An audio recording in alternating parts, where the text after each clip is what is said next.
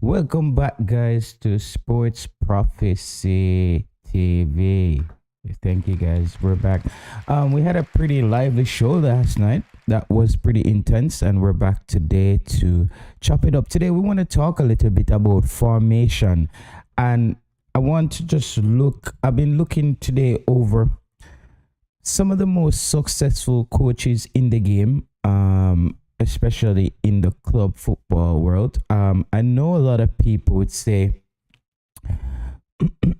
well, club football is a little bit more like an all-star game, which I do agree that the quality of play is gonna be way more massive. Blessed Bessel Siobhan, it's gonna be way more massive. But if you look at a Manchester City, and I'm gonna use Manchester City as just a little highlight to break down just the difference with how like Pep Guardiola's record, why he's seen as one of the best. Does the formation he plays has anything to do with it? I think the formation he plays has a lot to do with it. Today I was having a conversation with a young man who plays football at the youth level here in Scandinavia, and he said one of the main things that they are trying to implement right now, a lot of coaches in their game, is this thing that Pep Guardiola does where when they're attacking, he uses one of his center backs to then dictate play like a midfielder.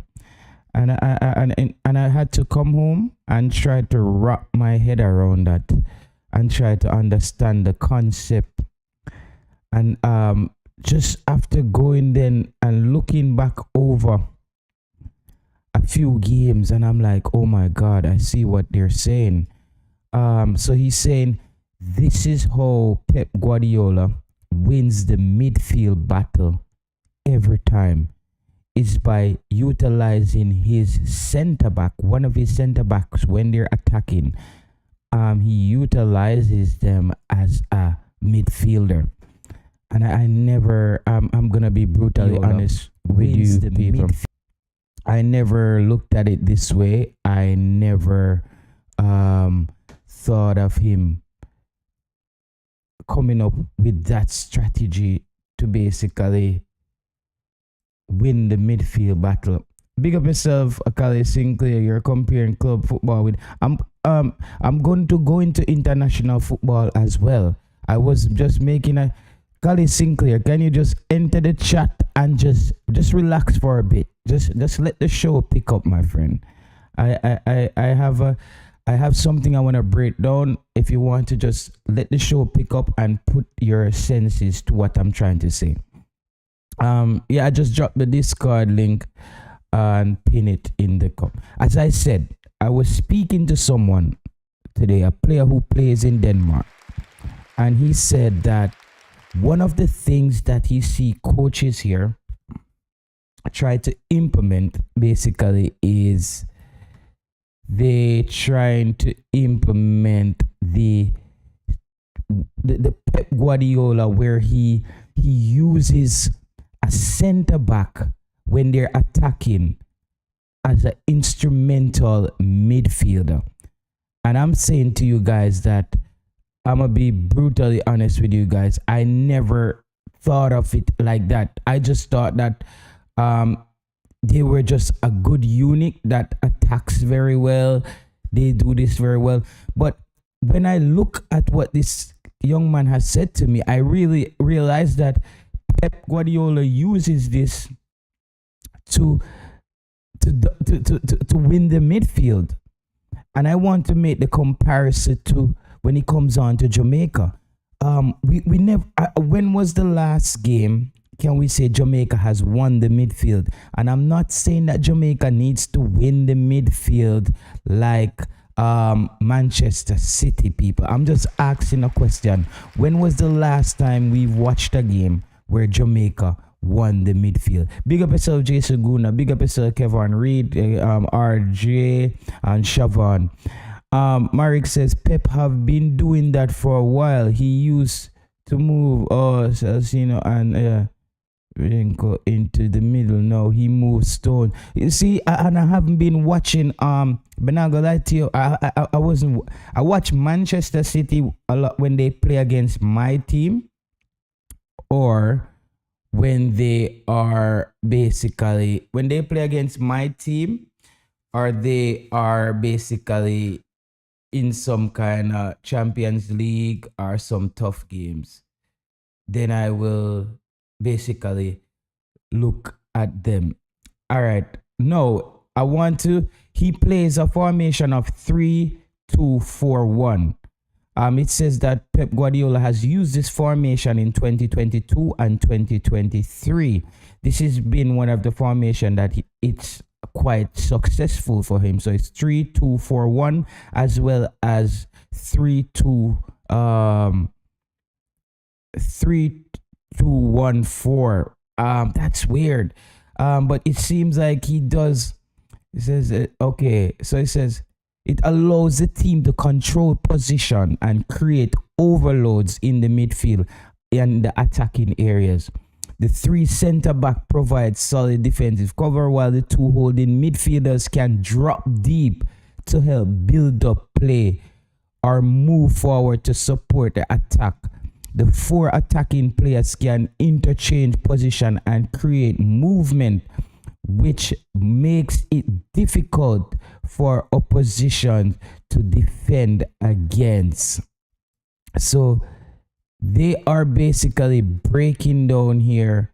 They are breaking down here the magic of Pep Guardiola and how he goes about his job. He says another reason why Guardiola likes the 3-2-4-1 formation is because it allows him to use his fullbacks in a more attacking role. So this is something that exactly somebody was talking to me about today. And see, I'm doing some research and it's all over Pep Guardiola's all this stuff is attached to Pep Guardiola. He says another reason he likes the 3-2-4-1 formation is because it allows his fullbacks in a more attacking role. The fullbacks can push higher up the pitch and provide width, or they can tuck inside and create overloads in the midfield. So you see that overload in the midfield. Guardiola 3-2-4-1 formation is very flexible, and he can make adjustment to it depending on the opposition and the game situation. For example, if City is playing against a team that sits deep, Guardiola tends to move the holding midfielder into a more advanced position. Or if the City are leading the game, Guardiola can drop one of the attacking players into a deeper position and help to defend. The overall formation has been very successful for Man City. It allows the team to control position. So that's the gist of that, people. That's the gist of that. Pep Guardiola, it seems his coaching style is always trying to create numbers in his favor, and also creating that overload in the midfield. And you can see based on his opponent what he wants to do to use to control the game. Now, when it comes on to our national team, I don't see any innovation in the 4-4-2 formation that we're playing as a team.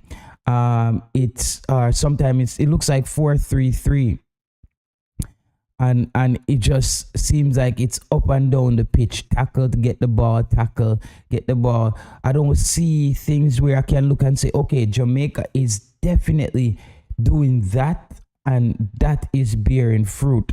I'm not seeing that when it comes on to Jamaica, and that's gonna lead me to my next point, where it's Joel Latibeaudiere. We have to make a move on Joel Latibeaudiere. Something has to happen in that. Something has to happen in that midfield road. It cannot continue where he. It cannot continue where Latibeaudiere is going to be that deep holding midfielder. We're gonna have to decide. The coach has to decide how many defenders he wants out there. As I said, Bazuma, that Tottenham pair in the middle, I'm gonna be enjoying. I'm gonna be just enjoying the spectacle, people. It's amazing gameplay between those two individuals at Tottenham in the middle of the park.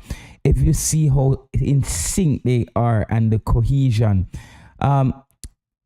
Manchester City got beat this weekend, but if you're a good team, you're gonna have one of those flat weeks, and I think it was one of those flat weekends for Manchester City, and they got the they got the hard end of the stick. When you look at a Liverpool as well, Liverpool went down to Tottenham. Tottenham is a huge surprise this season. I have to be really honest with you. The head coach seems like he has a plan. No, let's go. We're talking about coaching today, people. If you look at the head coach at Tottenham, the way how he uses Song and he uses Richarlison, you can see that it's a coach who's trying to be innovative, because Richarlison as a number 9, he's a quintessential number 9. I know a lot of people might say he's not giving you the goals, but the way Richarlison comes back and trigger the play as a true number 9, he still does a job, but he's not getting the goal. Flavor Max says, Arsenal is my team, but Spur midfield is a joy. Bro, Flavor Max, it's a joy to watch, bro. That's how I know say you're not biased. Like, you're not biased. And you know what's crazy? I was doing my research today as well. I saw that Arsenal is the Arteta. He does take some things from Pep Guardiola's book with that same strategy of using his centre backs to overload the midfield to gain ball possession. It seems like something that Arsenal is doing. So it's funny how somebody told me that today, that they're trying to implement that in the Danish game now, where they want to, because they were playing a more, as you said, mechanical football. Line up your centre backs, line up your wing backs, line up your wingers and your striker and your midfielders, and you play football. But I think he said that's something that they're working on implementing in the game. And I think it makes the game a little more excited. Up and running, Mark Messiah Gav.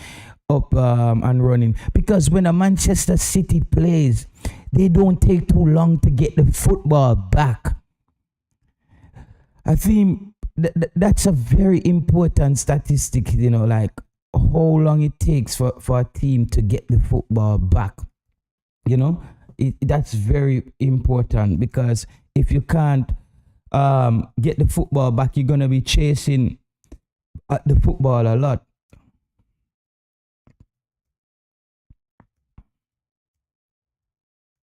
Yeah, I'm going to check how long it takes Man City to get the football back on average, because I want to know what they're on the pitch of general rumors. 5 seconds is important. It says 5-second rule is important because it allows Man City to maintain their control of the game and prevent opposition from creating chances. It also allows City to win the ball back in high possession, which gives them a better chance of scoring goals. Of course, it's not always possible to win the ball back in 5 seconds. However, by aiming to do so, it creates a high pressing intensity. So, people, Manchester City on average in 2022 to 2023 wins the football back in 5.8 seconds. Big up yourself, know yourself. They're winning the football back in 5.8 seconds. And hence, this is why teams can press in. Teams that press in this manner, they up the intensity because they want to win the football back. And people, do you think Jamaica has a press? Because I don't think we have a press, I don't think Jamaica has a press, because I don't see us pressing properly. I don't see us pressing properly. Hit the like button on the video, people. Hit the like button on the video, please and thanks. And let's get the visibility out there on the video. Hit the like button on the video, folks. Hit the like button on the video and let's get the visibility up and running on the channel. Marek says, let me see. No, yes, I say I have to hit. Okay, yeah. Barca had the same 5-second rule. It was to get the ball back or get it back in position as quickly as possible. Yeah, that's the thing. And I'm saying, like, when I look at our team, I don't see us having a strategy how to get the football back as quickly, because you see teams like that, they're not allowing teams to just knock the ball around in their defensive third and then move the ball into their end of the pitch. Big up yourself, Omar Foley. Jamaica plays a low block. We don't press, but we pressure in specific area. Which one you guys?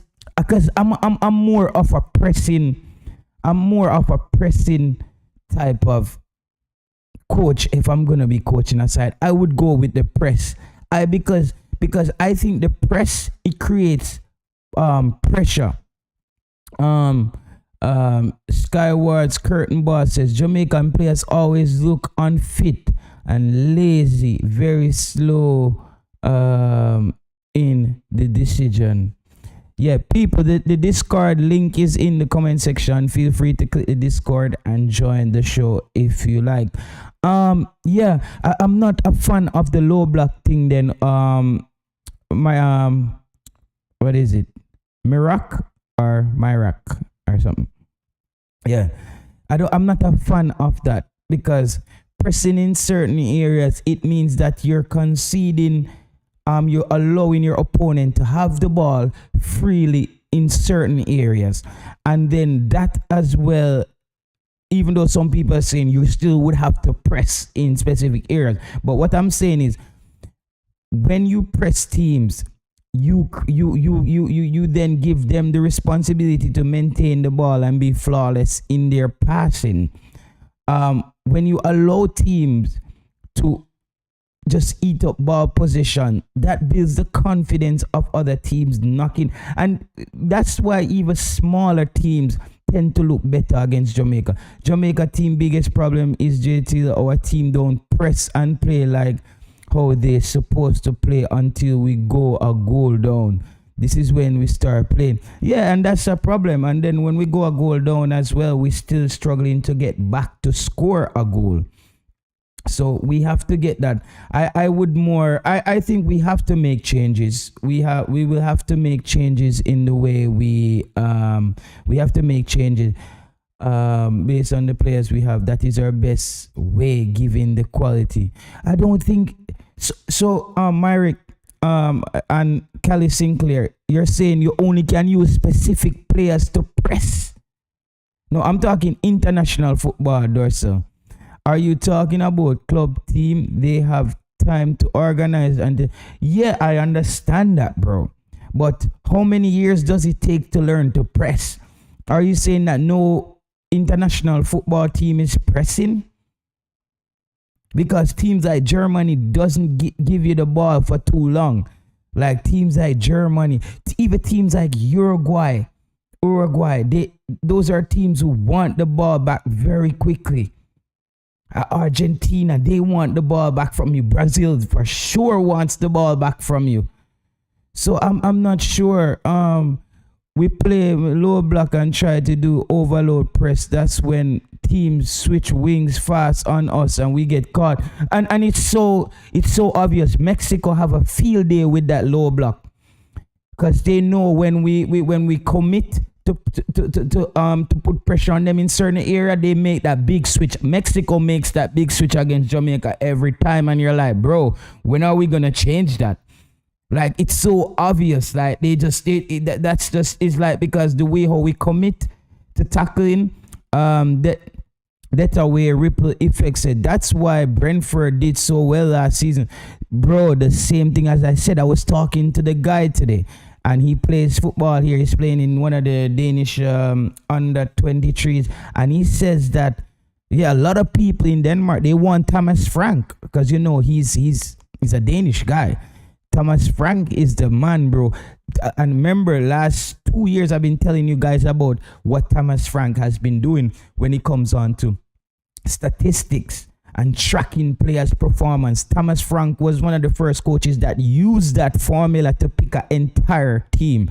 JT, do you think our Jamaican players have the fitness? But Omar, I think, but these players play for clubs that do all these things. So why? Yeah, all right. See, Flavor Max asks one question there. And next thing for that, the question with Flavor Max asks. So if the players they are one club and they are basically they're working on their fitness, they're learning pressing, they're doing other things, why them can't learn it? No, that's something not right, bro. There is a drop off there. Something is not right because them a learn them thing at their top clubs. Why can't they learn that? Anything Coach Grimm introduced, our players would have seen it while playing club. Exactly, bro. Can't agree with low block approach. Give us at least medium block. Yeah, bro, I'm not for those things. We don't look fit at all, says Skyward. Yeah, Skyward. I would have Curtain Boss. Big up yourself, Curtain Boss. Yes, Jairus, mid block. Something, bro. I don't believe. I think the low block Jairus, it gives up too much real estate to teams, and that gives teams a confidence of knocking the ball around on us. And I think that also put our team under pressure where we're not in.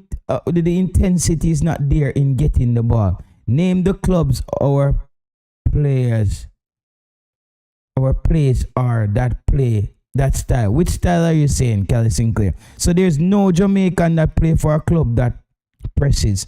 Even Demari Gray, when he was at Everton doesn't play a lower block. Everton was playing high intensity football last season. Get the football, lose the football, get it back. That's how Everton was playing last season. West Ham, Mikel Antonio doesn't really play like that. I think they play a little bit more zone. They seem like Aston Villa to me plays a little bit more zone as well. Thomas Frank would be the ideal coach. Oh, bro, Thomas Frank would be the ideal coach for Jamaica because he would be Thomas Frank would be implementing technology into picking players, and he's just fearless, bro. We all play low block against some teams. We should, in theory, be dominating Pep style. Are you sure? Enlighten me then, Kelly Sinclair. Yeah, enlighten me then. I'm just going off what I've watched and what I've seen. I know Jamaicans play for Brentford, but for example, Brentford is one of the most higher octane pressing teams. There's not a lot of team that presses at the intensity as Brentford. So it's different levels of press as well, even if you are a pressing team. Tottenham this season looks like they're pressing teams, but they're not. It's not the same as that Brentford press where it's like, give me the ball, give me the ball, give me the ball. Who said they can't learn it? Seeing it don't make as a team, you will get it right. West Ham play low block, Brentford play. Yeah, I don't know any Jamaicans who play for Brentford, bro. But Brentford, you see, when I'm talking about the way how, and I don't know, Brentford, I was just using the example of Thomas Frank. They're not doing well this season because of Ivan Toney. I had not been there, I think, because Ivan Toney is very intricate in winning those 50-50 headers and that hold up play, just knock it off. Something that Richarlison is trying to do at Tottenham, but they're not as patient with him. On the other hand, Ivan Toney kind of has mastered that technique. JT, we are slow to react, poor decision making, not choosing the real playmakers in mind. In mid-pitch, afraid to expand the field and spread the opponent and only have few composed players? Do our players have the fitness to press consistently? But then that's where Jairus, then the coach, needs to come up with a rotative press. Then times where we up the intensity, where we press in a certain way, and then times where we go back to a low block if the fitness is fading. As we said, bro, we went through the Pep Guardiola. We went through the Pep Guardiola thing before you guys came in. Some of you guys, and as we said, I was going through the Pep Guardiola thing because I was talking to someone today about football, and he said that one of the things they're trying to implement in the game here now is what Pep Guardiola does, where he uses his two centre back to create numbers in the middle of the park, hence getting the ball back quickly and be able to transition and hit teams as quickly as possible. And I'm saying, our team, when we set up, our team looks like we're set up more, we are afraid to lose. We don't, I think under Paul Hall, it seemed like Paul Hall was up for losing the game. Like, he seemed like he set up and said, it seemed like Paul Hall set up the team and said, I'm going to score 3 today, but if them drop 4, I saw it go. I'm kind of like that. I like to build a team in that direction. Start scoring a lot of goals and then start locking things down. I'm in the car, not easy writing. Then join the Discord, bro. The Discord is in the comment section. So if you want to speak on the Discord while driving, that's why the Discord is there, people, because not everybody can stop at work or something and be texting or whatever. But if you want to join the show, you just click the Discord link and you're able to have a conversation while you're still able to multitask and do what you're doing. Skyward Curtain Boss said most teams now are using composed defenders to play out from the back and draw out the attackers, thus creating space for our attackers up front. Listen, bro, teams are trying to make top coaches are trying to make utilize every player on the field, including the goalkeeper. They're not, because that's wherever you can get the advantage, you try to get it. Wherever you can get the advantage, you try to get it. Let me see. International. We want to see some international football coaches statistic.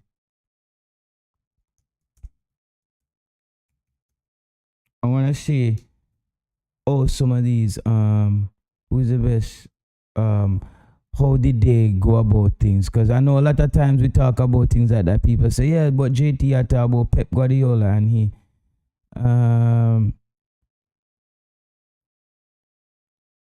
okay.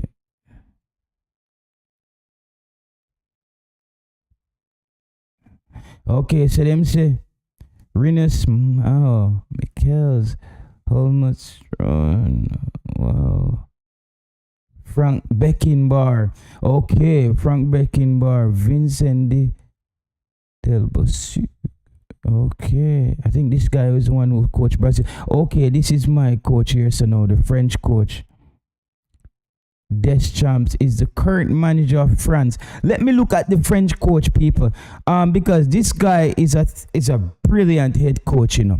This guy is a really amazing head coach. So now I'm gonna see what's his formation and what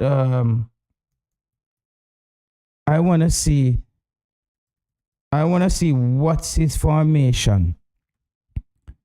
I want to see that. What formation does he play?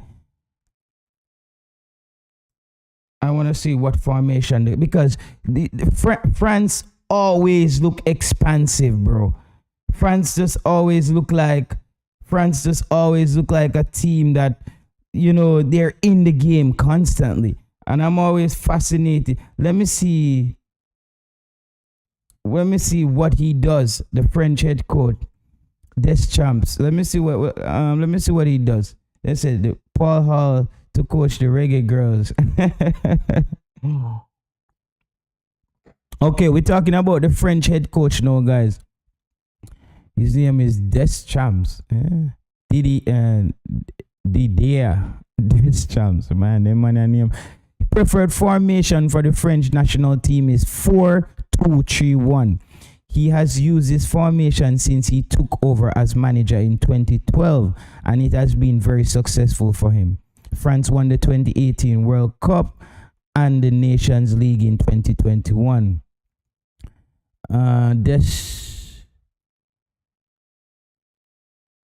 Deschamps likes the 4-2-3-1 formation because it allows him to balance attack and defense. The two holding midfielder provide solid defensive cover, while the three attacking players can interchange position and create movement. The lone striker is usually a physically and powerful player who can hold up the ball and create chances for his teams. Another reason why he likes the 4-2-3-1 formation is because it's very flexible. He can make adjustment to it depending on the opposition game situation. France playing against a team that sits deep, he can move up the holding midfielders into blah blah blah. I think we know that. He says information this game French national team, it allows him to balance. All right. Yeah, so and they're looking at some of the similarities that he does, similar to what Pep Guardiola does. Dishon. Okay, man. Guy, your head hurt. Marian Gardner is a better coach than Paul Hall. Whoa, Jesus Christ! I that the comment this man. I that the comment they call it greet me with. People, and we're not against all local coaches and things like that, people. Because if you look at a player like Coley, a coach like Coley, he was around what was our coach? Winfred Schaefer. And that's a guy that if he comes back to coach Jamaica, I have no problem giving that young man an opportunity, because I think he seems like he shows the potential to be a good coach. No, Marion Garden, let's be fair to him. He's around this coach and he's probably learning a lot of things. Now let's see how his school perform. Which school is Marion Garden coaching, people? I would love to see Marion Garden's school that he's coaching this season in the Schoolboy, because I'm sure then he would want to implement some of the things that he's learning at the international level with his Schoolboy team. But Marion Garden and them still have ways to go, because as I said, I think Coach Jaime is very conservative. He's very conservative. The team that played Ghana and Morocco, bro, Kelly, I don't think Marion Garden is there yet, and I don't think he's on the level of a Paul Hall yet. I think the only thing that held Paul Hall back with Jamaica was the lack of respect. It's a lack of respect from the Jamaica Football Federation. Marcus says, Marion is not a coach whatsoever. Well, oh God, that one the brutal, my G. That one the brutal. That one the brutal. One says he's not a coach. Fabian Full says, okay, does he coach for?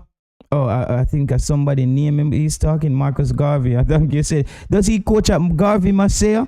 Which school does he coach? Garvey can't beat Stets, much less CC.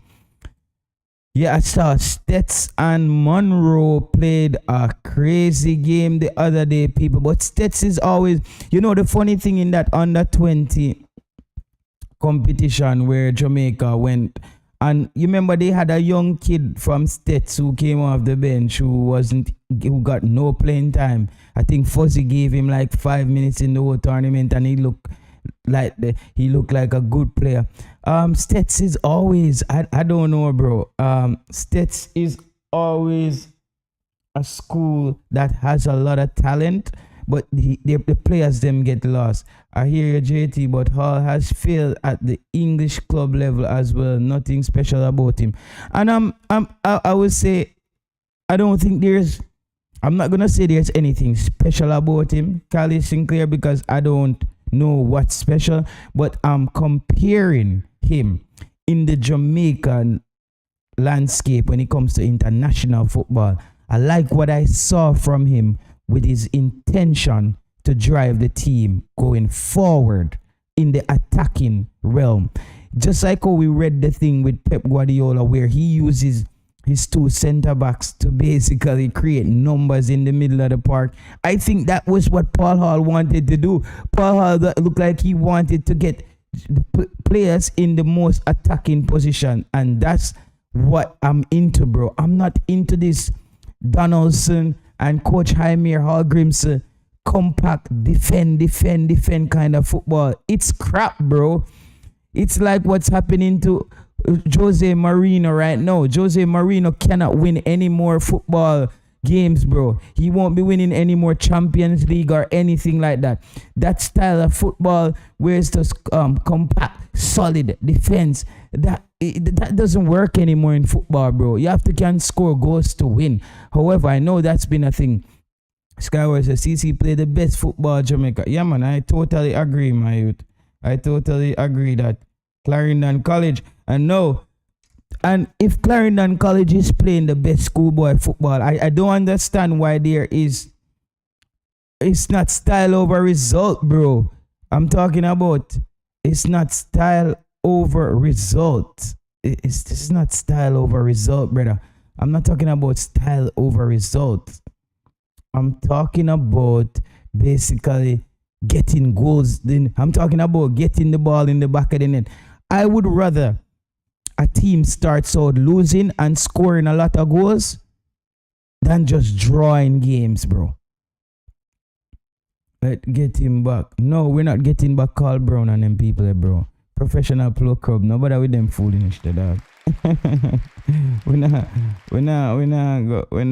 go get back no Carl Brown, bro. Carl Brown them do them. I think Carl Brown them run their race already, guys. We're not gonna be going for Carl Brown and those guys to be coming back into the national team.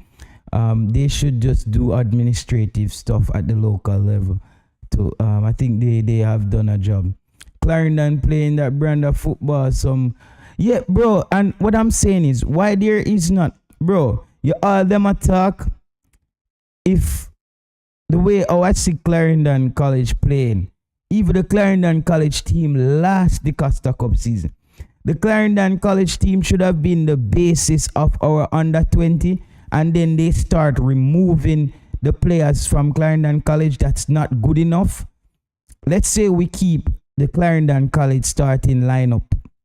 I know a lot of people would say, then in that lineup, we start removing the weakest links and adding the stronger players.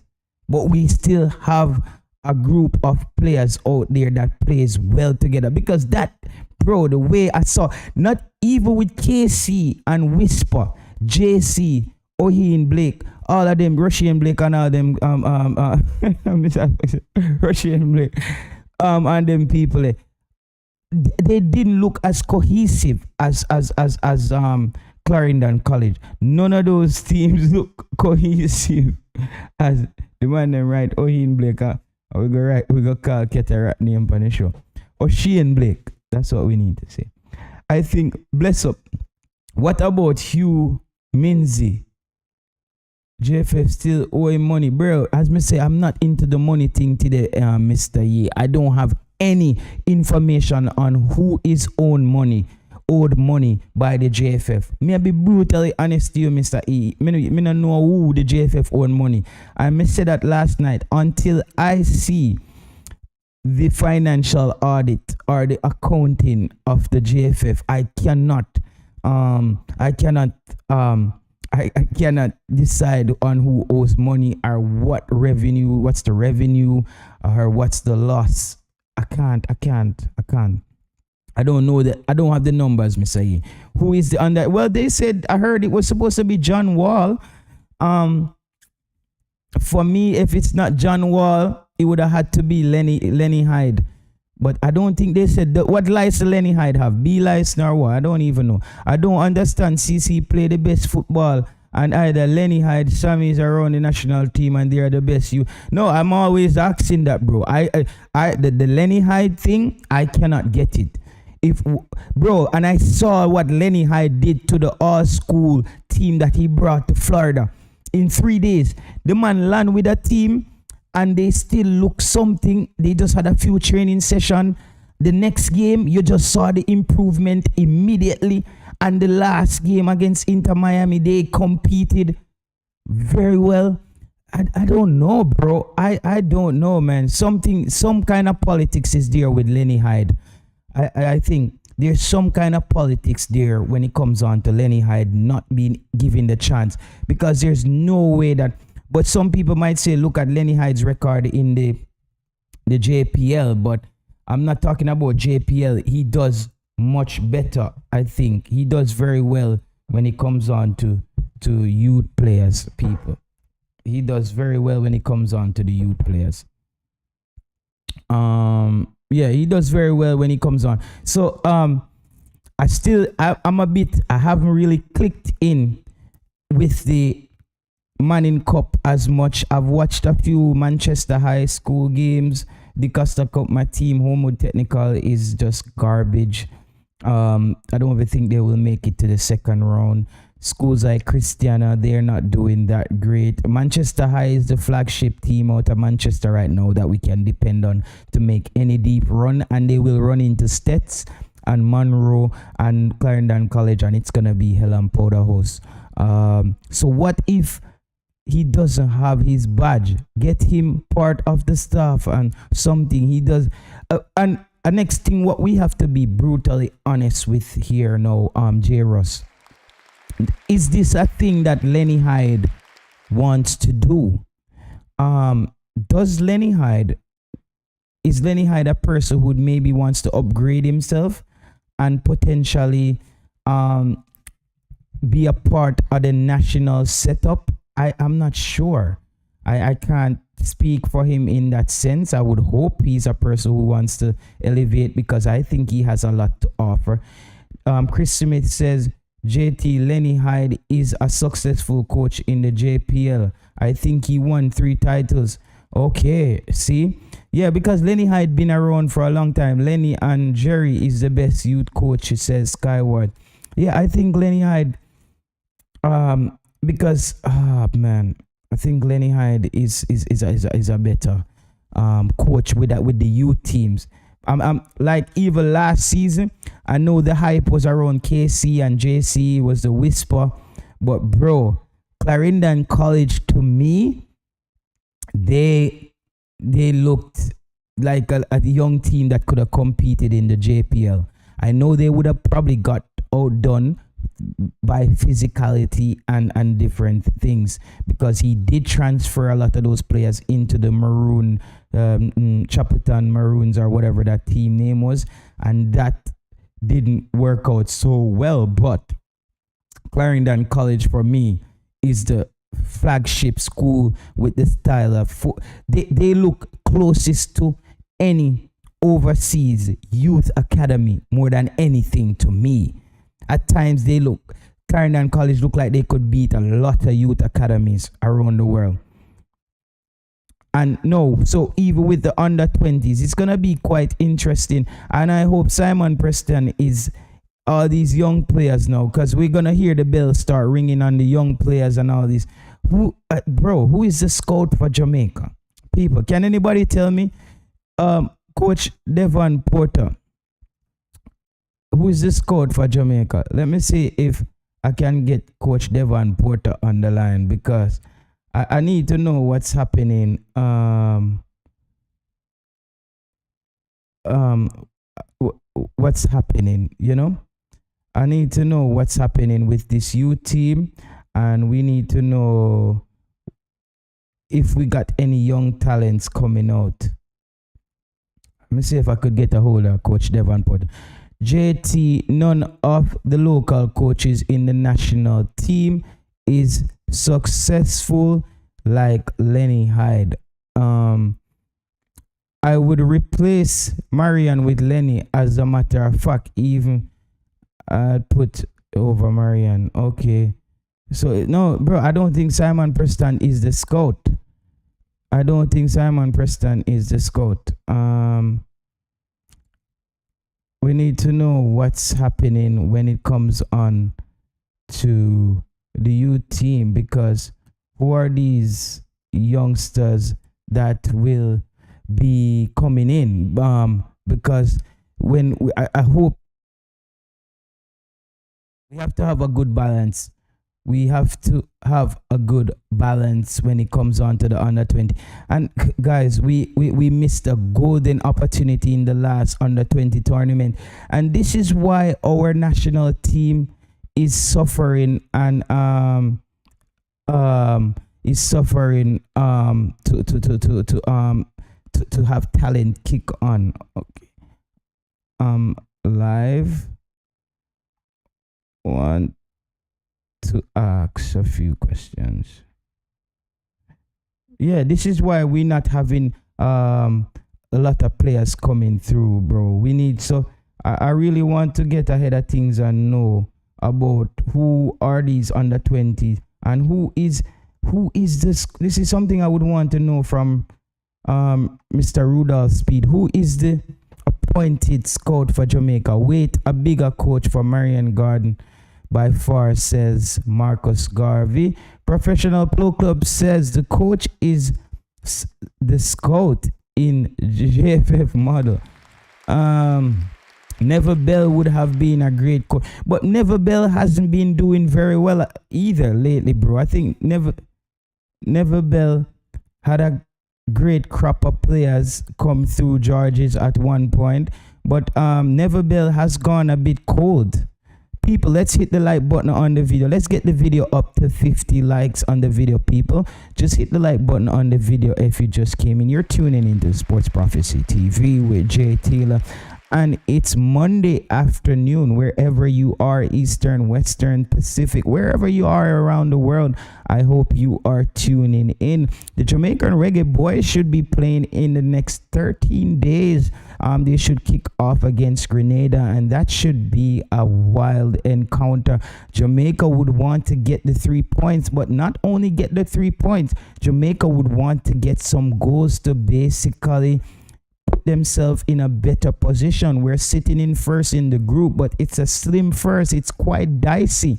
It's so funny that the team that's leading the group right now after these next 2 games can also be the team that doesn't qualify based on the structure or the Swiss model that's been used in the Nation League. It's a bit complicated for a lot of people to wrap their heads around, but I think Jamaica will just have to win out. Jamaica has to win against Grenada and potentially draw against Haiti.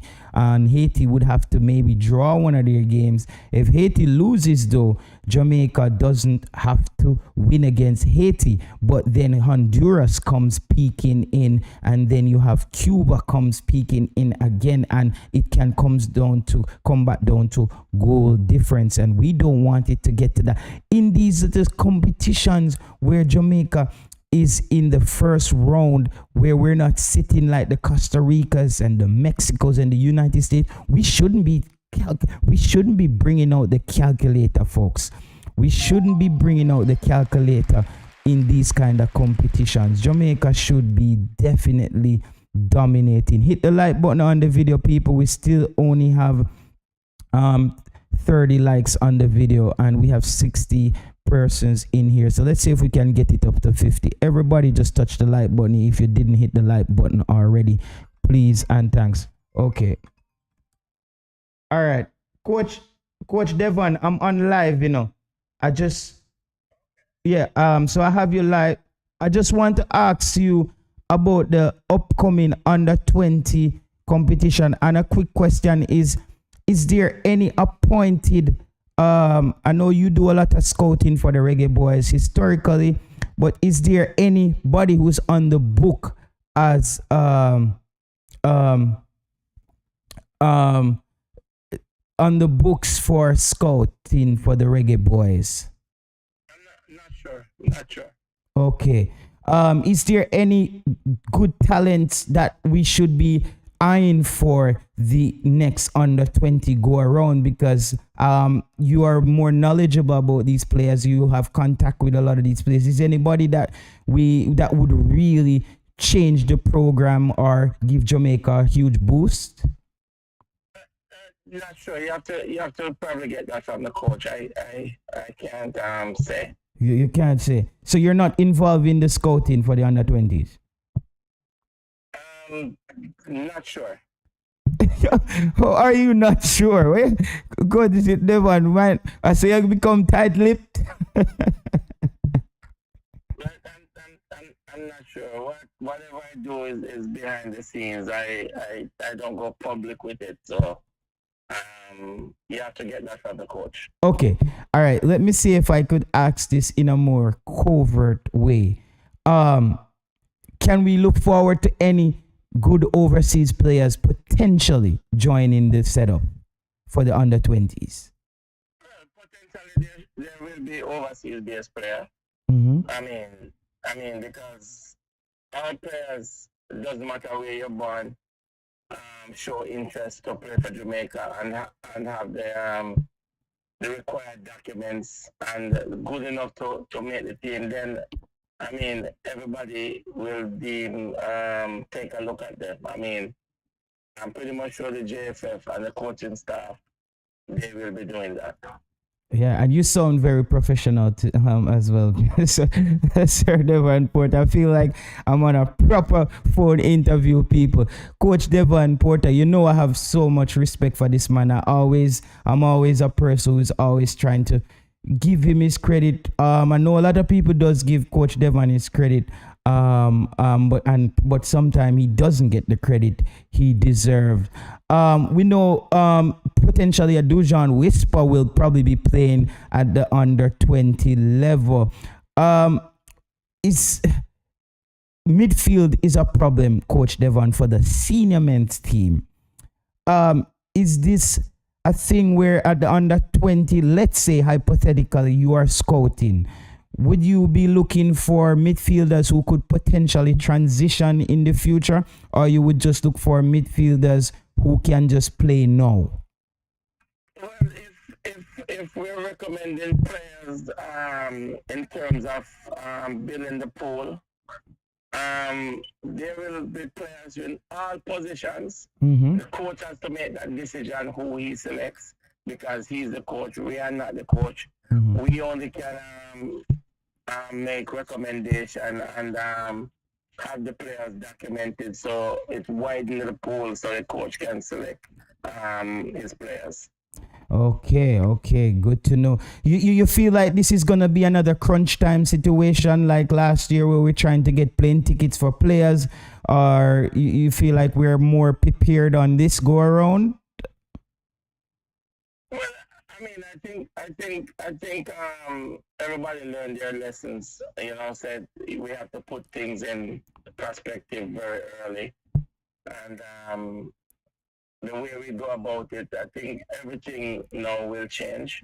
Okay. And you know, I just wish everybody all the best. You know, we behind the scenes do what we do. The JFF, you know, do what they do. You know, they are the governing body. They take care of everything. You know, all we can do is says, okay, we look at the players and we said this player is interested. You know, they have their documentation. If the coaching staff is interested in that player, then they make the selection. Okay. You think we could have you think we were able, based on the talent pool that you're privy to, you're not gonna give us any of that information. do you think is we should be optimistic as Reggae Boyz fans, looking ahead for this next under 20 qualifiers? You know what? I think the next under 20, I mean, will be a good bunch of players. I mean, look at the kid that went to I think he's eligible to play. The one in Chicago now. Okay. Who is that? I think he came from Cavaliers or one of those teams. Okay. Are we talking about, is it O'Shane Blake? No. He's a domestic player, and I think he's in the Chicago setup now. You know, he's a very, very good player. Okay. You know, what position he's playing? I think he's a defender, you know, if my memory serves me right. I think he's a defender. But I think he's very versatile. He can, you know, operate in various positions. Okay. Yeah, Romain Blake, not Romain Blake. But Romain Blake, he's at an academy now, I think, right? Yes, I think that's his name. Yeah, Romain Blake. Yeah, Romain Blake, man. He was at JC. Yeah, and with the likes of Whisper, I mean, we should have a good under 20 team this time around. Okay, see, the leader is saying Whisper, Romain Blake, Christopher Ainsworth, Kobe Thomas will be essential players in the U20 goalkeeper spot is a touch and go. He's saying so. Kobe was the kid that played the last go around, right? It's from Miami. Yes, yeah. From Miami, the midfielder. Okay. Yeah, leader know his stuff, so you know when leader put those names out there, he knows what he's talking about. Okay, so Coach Devon Porter, before I let you go, you can't give us even one out of England, because that's where my interest lies. You know, just give us something, man. Give us something. Here's the thing: it's not only players from England interested to represent the country. You know, there are players all over. You know, there is Lumsden from the States. You know, talented midfielder. You know, he's a player that you must keep eye on. Okay. And what about your home turf, Canada? Is anything anybody in Canada that you have highlighted as? There's a young player by the name of his last name is Christie. That, having dialogue with he's in the Canadian setup. You know, talented midfielder. You know, he's one definitely for the future. You Okay. know, so I will be looking at him. Let's play. Go ahead. The coach can select. I can only make recommendation. All right. You know, to widen the player pool. Only the coach can select his players and select his team. Okay. Hypothetically, Coach Devon Porter, I'm playing FIFA 2023. 2024, you're the Jamaican head coach. Does Kiroy Anderson get a call up the next window for you? I don't know. You gotta ask the coach. No, we're talking about FIFA. We're talking about video game here. You're the coach. Video game? Yeah, and me choose coach. Coach Devon Porter is the head coach. Would you call up a Kiroy Anderson based on us not gonna have a Casey Palmer? Ravel Morrison is not there. If it's video game FIFA 23, yeah, I would call up Kiroy. All right. It seems like I have to start question you in a video game context. That's the only way I get some answer. Coach Devon Porter, enough blessing, love, and respect, my friend. Stay warm over there in Canada and stay blessed. Hope the family is doing well. All right. Love, respect. As a matter of fact, we're having good weather. You know, the weather is good today, warm and nice. Okay. And you got to see the reggae girls when they were there in Canada? Oh yeah, I was at the stadium. I was at the first training session. You know, the girls look together. You know, I visit them at the hotel. You know, I even met with President Ricketts. Okay, You know, that's beautiful. Everybody seems to be in good spirit and, you know, hopeful, good things for the future. You know, the work goes on, you know, and we'll support the girls, support the boys, you know, the senior men's team, any team that says Jamaica, you know, with that emblem, we'll support it. Okay. All right, Coach Devon Porter. Thank you very much, man, and we link up. All right. No problem, man. It's a pleasure. All right, bless. Yes, guys, there you have it. We were speaking to the coach himself, Coach Devon Porter. This is an individual has been playing an intricate role in the Jamaica football space for decades, as you know. We also have another man here, the leader. Leader, I don't know if you have Discord, but you can click the link on Discord and join the show. So you can still multitask and do what you're doing, so you won't have to be on camera. You just click the Discord link that's pinned in there, because I know you are somebody who knows a lot about the youth players, and we want to start ringing the bell on this under 20 as quickly as possible, because as I said, I think Jamaica, I hear a lot of names ringing out and a lot of players being talked about, but when you look at the talent pool, it still looks a bit weak. What happened to Malachi Douglas, people? What happened to Malachi Douglas from Clarendon College? He's a kid that I saw last season and he was brilliant. He's very dynamic as a player, very aggressive coming down the middle. I think he put fear in defenders last season for the Clarendon College team. However, he just, we haven't into the server. We haven't seen him. Okay, somebody has joined. Can you hear me?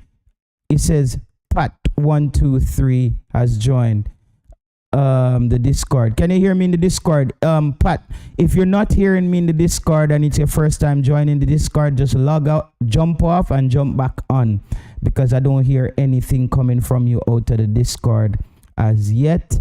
Well, I hope that's the leader. That would be great if Pat123 is the leader. That would be brilliant. So just jump off and jump back on, because I'm not hearing any audio coming from your end. So if you could just do that. Yeah, just jump back on, man. And you should be, yeah, my caster is in. So just jump back on and we should be having audio from whoever that is. Or is it Richie Royal? I think it might be Richie Royal, you know. Maybe it's Richie Royal. I'm not sure. Yeah, I want to know, people. Leader, what happened to Malachi Douglas? Okay, Leader is here. Can you hear Leader? Can you hear me? Okay, it's Leader's first time joining as well. Leader, if you can't hear nothing, jump off now and jump back on if you're not hearing anything, because that's something I noticed with Discord. When people join for the first time, you seem not to be able to get any audio from them when they come in the first time. So jump off and jump back on again, Leader, and see if we're getting any audio, because I can see that you're here. I'm just not hearing anything from you. I'm not hearing anything from you, Leader. So jump off again, Leader, and jump back on. Yeah. All right. Yeah, man. Just jump back on now, Leader, and you're supposed to be. You should be good. You should share your screen. You should be good if you jump back on. No. Yes, I would love to hear about Malachi Douglas. That was a player that I really... Okima Jones, who left Clarendon College and is playing right back for Harborview, qualified for the U20 as well. Yeah, I think we have to get on the ball with the U20s a little bit earlier. Say something, Leader. Say something. Yeah, testing. Yeah, man, I'm hearing you perfect, man. Can you hear me? Yeah, man, I'm good. All right, Leader.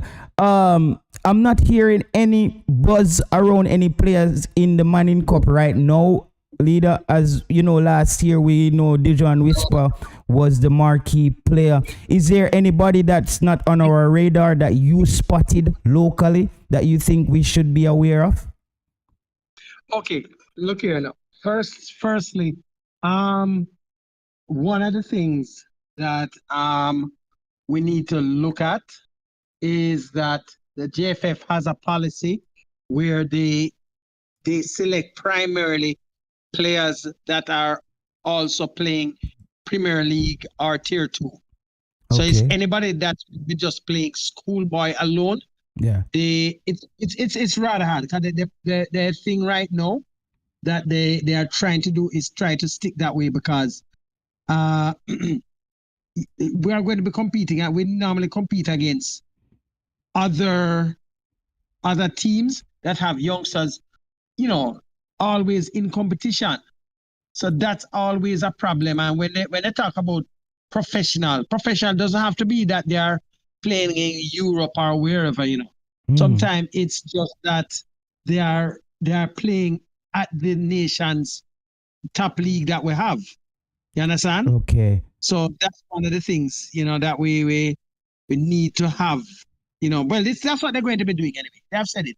Up at under 20 level, that's a part of the policy that the players primarily must be involved. So one of the names that people are looking at, apart from some usual, Malachi Douglas, by the way, you mentioned he's not eligible for this one. It's too old. The ones that were the last one that are eligible, I think I mentioned was Dijon Whisper Richards, Kobe, and Blake, which gives us a fair amount of almost as fine. The only thing though is that Whisper, we're going to definitely any Whisper and anybody we're getting from Europe. That's the thing. They have to make sure to put their thing together early and properly to see if the clubs, because depending on when this is, remember, clubs don't have to release their players.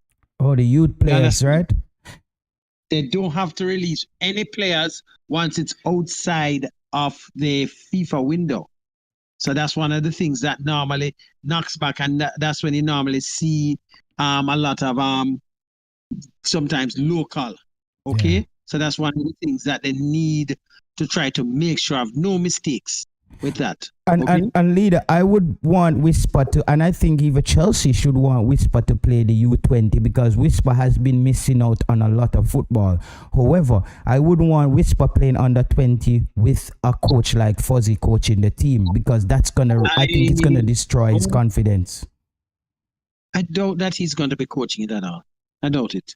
Okay. From what I understand, he was there for the Pan Am almost by default. Okay. I think that I am almost sure that was by default. All right, leader, I know you're more of a freelancer where you are blessing, searching out the matter. I know you are more of a freelancer when it comes on to your scouting. You're not bound by the JFF or you have to be politically correct. Is there any players in the diaspora that is a player that we must target aggressively to bring home for this under 20? Okay. No, I wouldn't give you any names because I haven't really looked at that. Normally, by this time I would have tried to have a look at most of those that we know we might have eligible and so on. So I don't want to call any name, but I know there was a center half that went to the Pan Am Games. The name is missing me right now, right? He is eligible also. He came in at latter period. The name is slipping me right now, right? Okay. But one of the things we need to find before anything else is the goalkeeper, right? Because the only goalkeeper that within the age range, because you have to remember, players that are going to be eligible, they're going to have to be at least 18 this year. Let me just help you out. So like the keeper that's keeping for Dintil, so you can't really look at some of those guys. They are not eligible because they have to be 18 this year. Okay. So the names I call, these are guys that are 18 this year. Whenever time they are 18, they are 18. So you have some guys that are playing in Manning Cup and people might see in our club league and they are 19 in December. Those are not eligible. So there are names like Malachi Douglas, which you mentioned. Yeah, they are not eligible. Okay. The only keeper that I can think of right off is Joshua Grant. And he has recently signed I think with Real Salt Lake, if I'm not mistaken, and so on, which is a good move. He's going to be playing at the MLS Next Pro. Okay, that's beautiful. What about this midfielder that I hear Mr. Butler keep touting, one of his midfielder? You have any information on that player? Have you? That youngster is probably, you're speaking about Denzel Washington McKenzie. Yeah, yes. Denzel Washington McKenzie is an outstanding player. This player would have started easily in the last under-17 if Mr. Butler had not withdrawn him. Oh, this was one of the players that he withdrew. He was the only one that he could actually withdraw because all the others that were eligible actually turned up and played. Like, all the others did come up, right? So Bell was there. Other kid here, and I'm not remembering his name right now, but there were two guys from the Phoenix camp, and both of them did turn up, and they did participate. Okay. Dylan Dunn, another one. It's another midfielder. They both, just like when it was under 15, they also both turned up and played. But Denzel Washington McKenzie, now at under 15, when he was called, he turned it down. When he was called again, because another player was not called, Mr. Butler and his thing, I suppose. I don't know.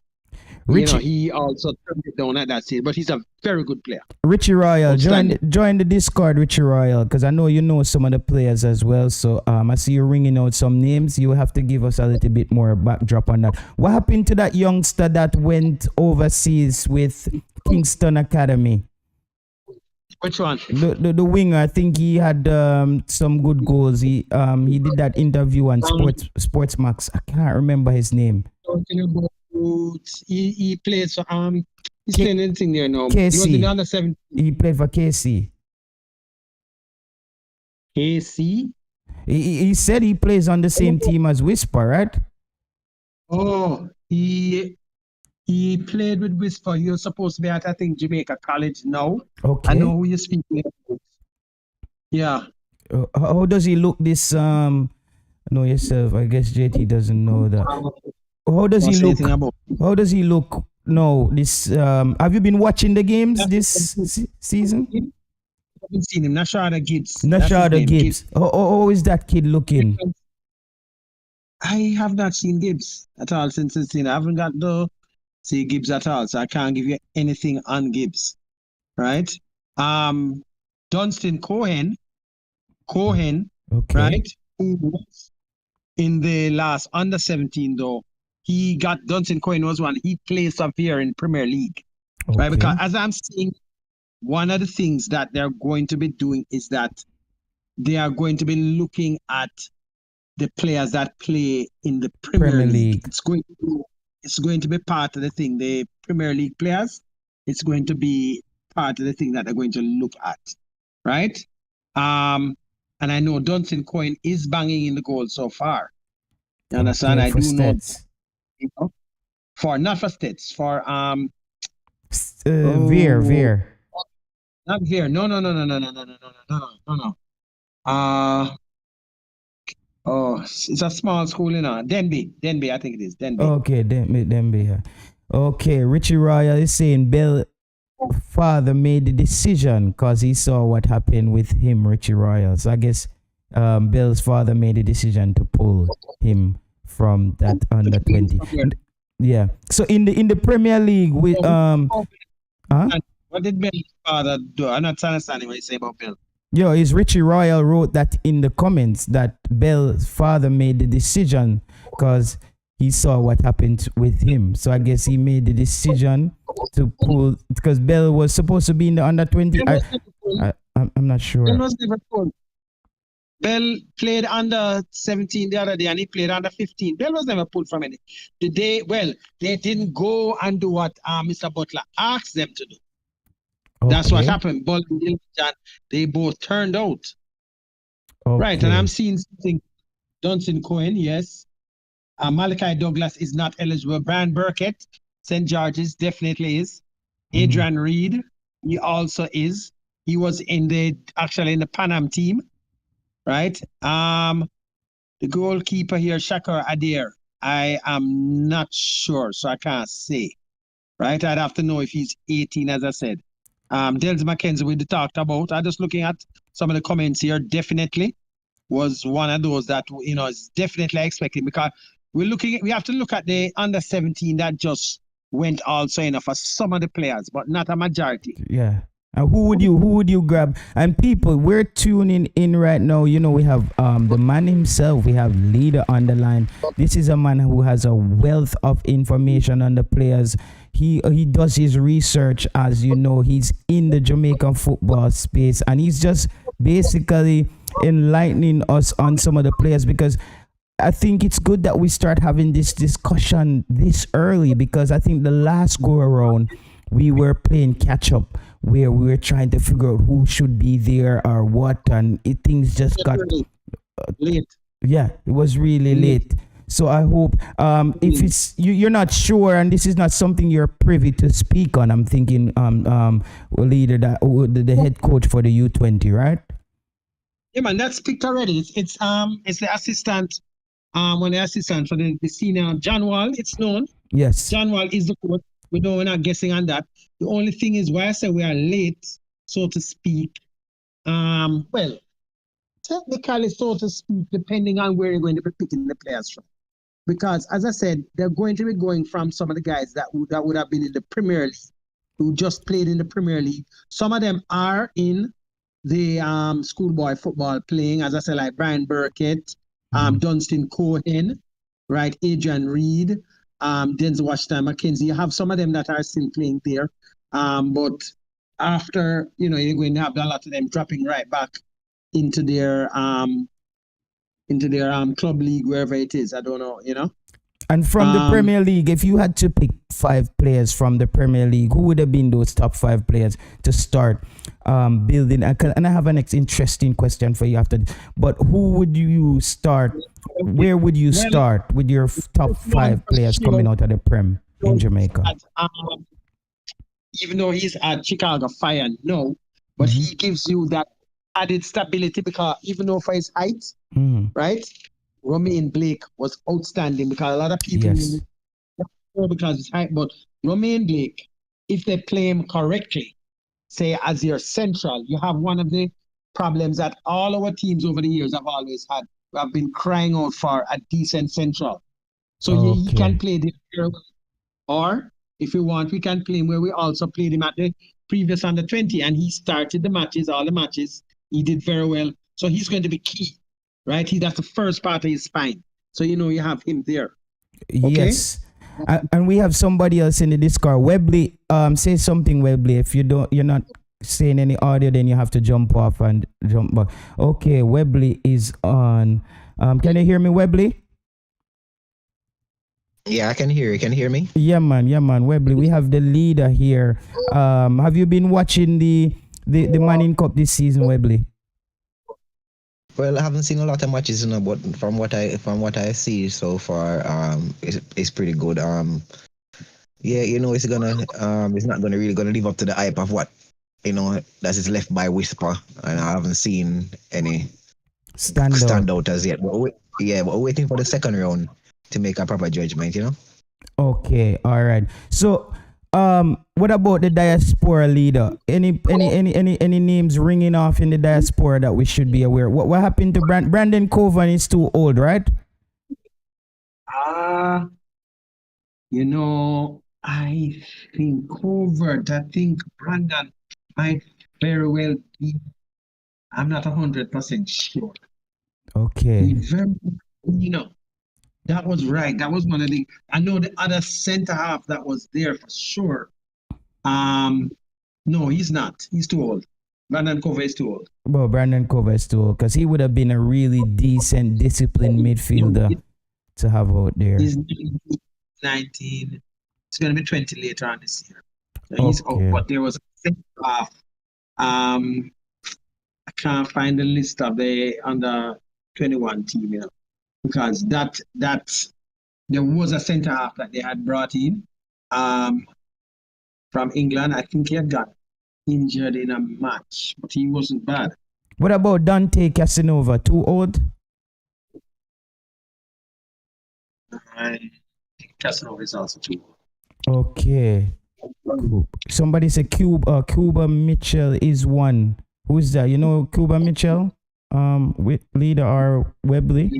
I'm just learning these players, guys. I have no idea who that one is. Yeah. I don't know who these players are. And there's, as leader said, leader hasn't named anybody from the diaspora that that we should be concerned Mitchell? with. Mitchell? Yeah, Cuba Mitchell. He would be, let's see now.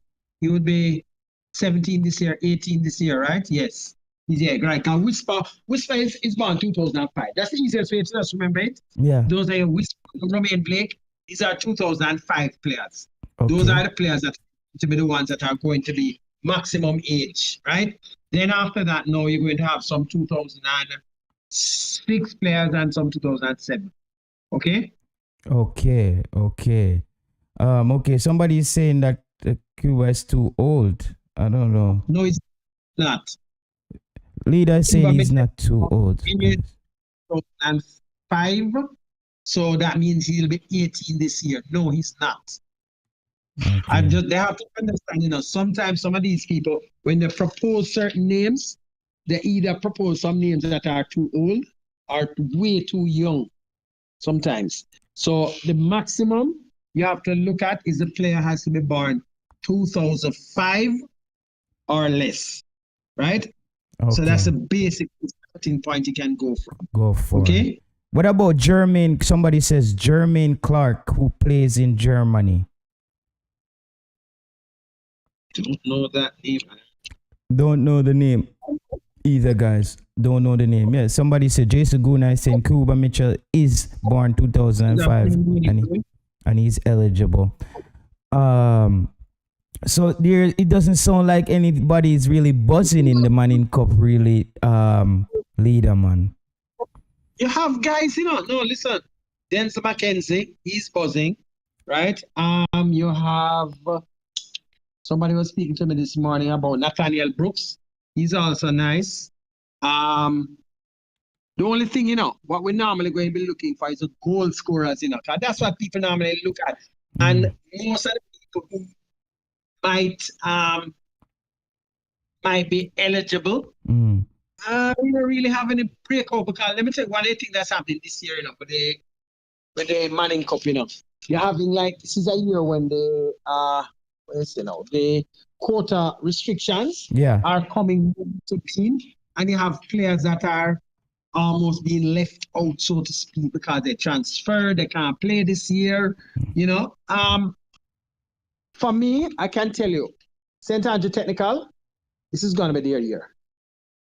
Okay. This is going to be their year. Definitely. JC is going to do very well, and they should push them to the wire. But I can tell you, when I saw how St. Andrew Technical demolished Excelsior the other day, that they are on a different level. Oh, wow. And last year, we didn't have any players from, and they were pretty good last year, right? They were young. That team that they had last year, you have to put it in perspective. That was almost a 16/17-year-old team, right? So most of those guys that they're having there now, majority of that team is 17 this year. And then now Didn't they have Saquon Satchel there last year as well? You have the team, the center half, and all of them. Those are guys that were basically the young center half. Yeah, it's a player that played at Cavalier. I know him. So I'm saying they have a number of very young players here last year. So these guys are now 17 this year. So the majority, then now you have a couple 18-year-olds like Leon Brown. Yes, he's another one that expect a lot from him this year. Leon Brown. He's going to be one. Yeah. Yeah, sorry to cut you. But would you admit though, the Manning Cup has gone back to normal now? Because Whisper put it up another level last year, and it has gone back to where it always have been now. So we have a few good players here and there, but we don't really have that standout player. It has gone back to where it normally is. Would you agree on that? And other guys playing a number, you have standout players. It's just that what happens now is that the spread of the talent is not like it was, where you could have brought in a number of guys to bolster your team and so on. So what has happened now is that we're going to be seeing it between, not even just now. Last year, St. George's College was walloped by everybody left, right, and center. They were good with the belt because, they weren't able to bring in a lot of players. But this year now, right, their team is still fairly young, but they are doing well because the other teams aren't able to bring in and bring up their team overnight. So like a St. Andrew Technical that's been building a team for a couple of years now, their thing is going to show. You understand? Yeah. JST is still going to be there, but I don't think at where, you normally see them. They're going to do well. And I expect them to probably be in the finals, but, things are changing because there is a rule, the quota rule, that allows you no more than 3 imported players on the pitch. What about Mona? I haven't heard you mention Mona. What about Mona? I saw them play St. Catching. I thought it was a good game. The Mona from last year. Good team, nice team, but not like the Mona from last year. Can't So say you say much. the Mona from last year was stronger? Of course. Well, I don't know if it had. Richie, I don't know if Richie is still there. But what I can say is that last year they didn't have much of a bench. I think they have more of a bench this year, but the type of players that they had last year in the small amount that they had. Let me see. Say they had about. What you're saying, Bruno. I get what you're saying, Bruno. You understand? I get what you're saying. Yeah, I get what you're saying. They have a lot. They have probably 16 players almost at the same level, more or less. Yeah, I get what you're saying. I get what you're saying. No, right? So, everybody has gotten fairly around the same level. Yeah. So that's what I was saying still, like, Whisper gave it a buzz last year and then, it just gone back to, yeah. You're saying the league watered down now? Well, it's not watered down in a JT, like the Money Cup, like schoolboy football always have a buzz, but it's on a level. Whisper just brought it up another level last year, right? And no, he's not there. It feels like it lost something, but it has always been this level. If you understand what I'm saying, I don't know if I'm explaining it right. Yes. But we always look forward. We always look forward to Money Cup. Go ahead. Next year, before you see like Andre Salmon from Stats, Denzel Washington McKenzie, some of these guys in their next to last or last year, a competition really breaking out. And, because what happens, when you see some of these guys doing very well is when they're almost in their next to last or close to that end of their time. So they normally look like men amongst some of the other guys. So it's just evening out now, but by next year, I think we're going to have a little bit more. The buzz is going to be back up. Okay. What happened to Bell from what is it, Woolman's? I would have supposed to ask somebody, because everybody has been asking. I know that.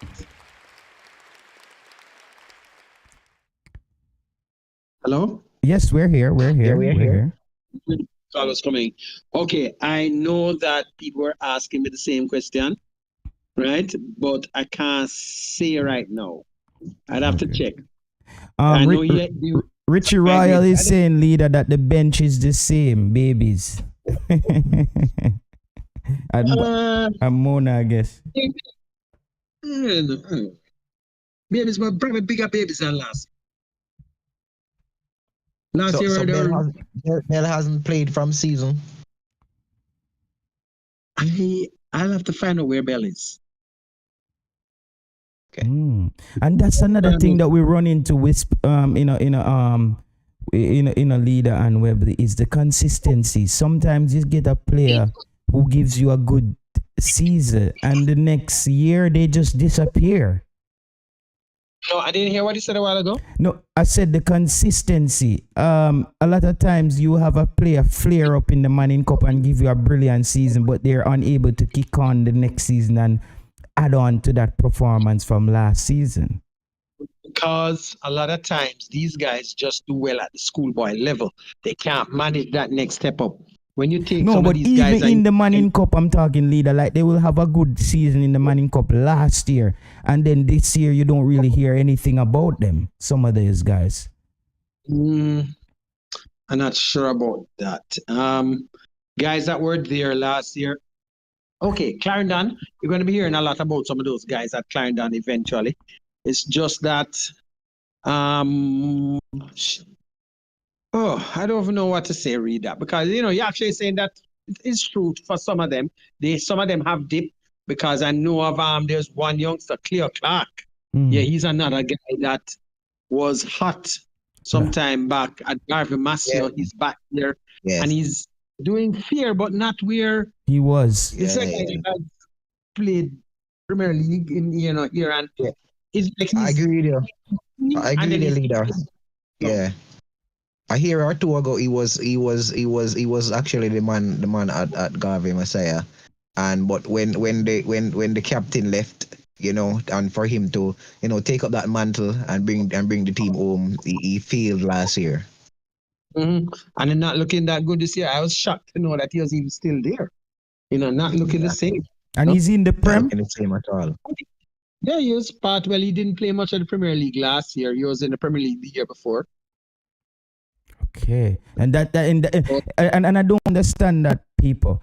If you're playing in the Premier League and you're a schoolboy and you had a whole Premier League season, whether or not you played a lot for your Premier League club, you should have some better level of fitness.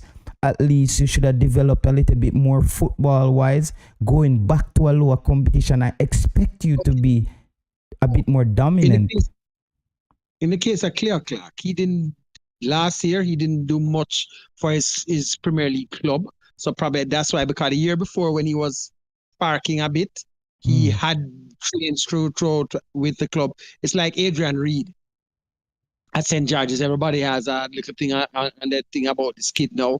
This kid basically from last year, he played Premier League, went into the Manning Cup, then went back into the Premier League and then the Jamaica under 21.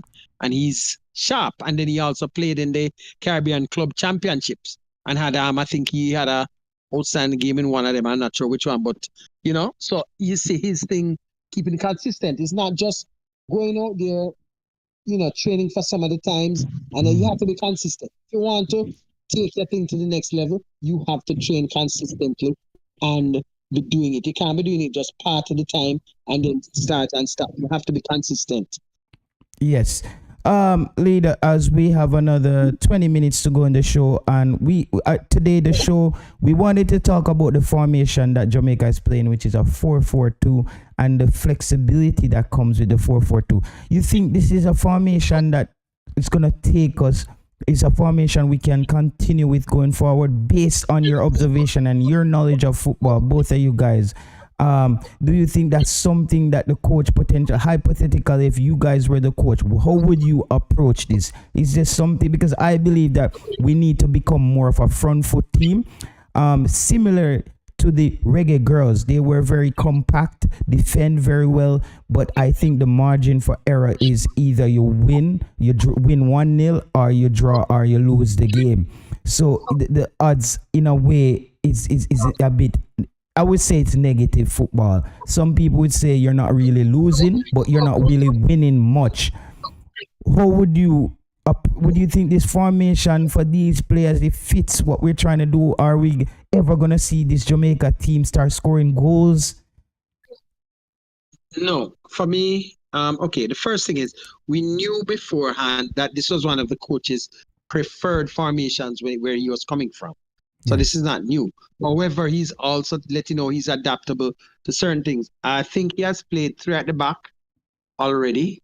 For me personally, I think when we be honest and we have our best 3 center halves out there, right? I think we can do very well, because right now, if we play Latibeaudiere at the back, right?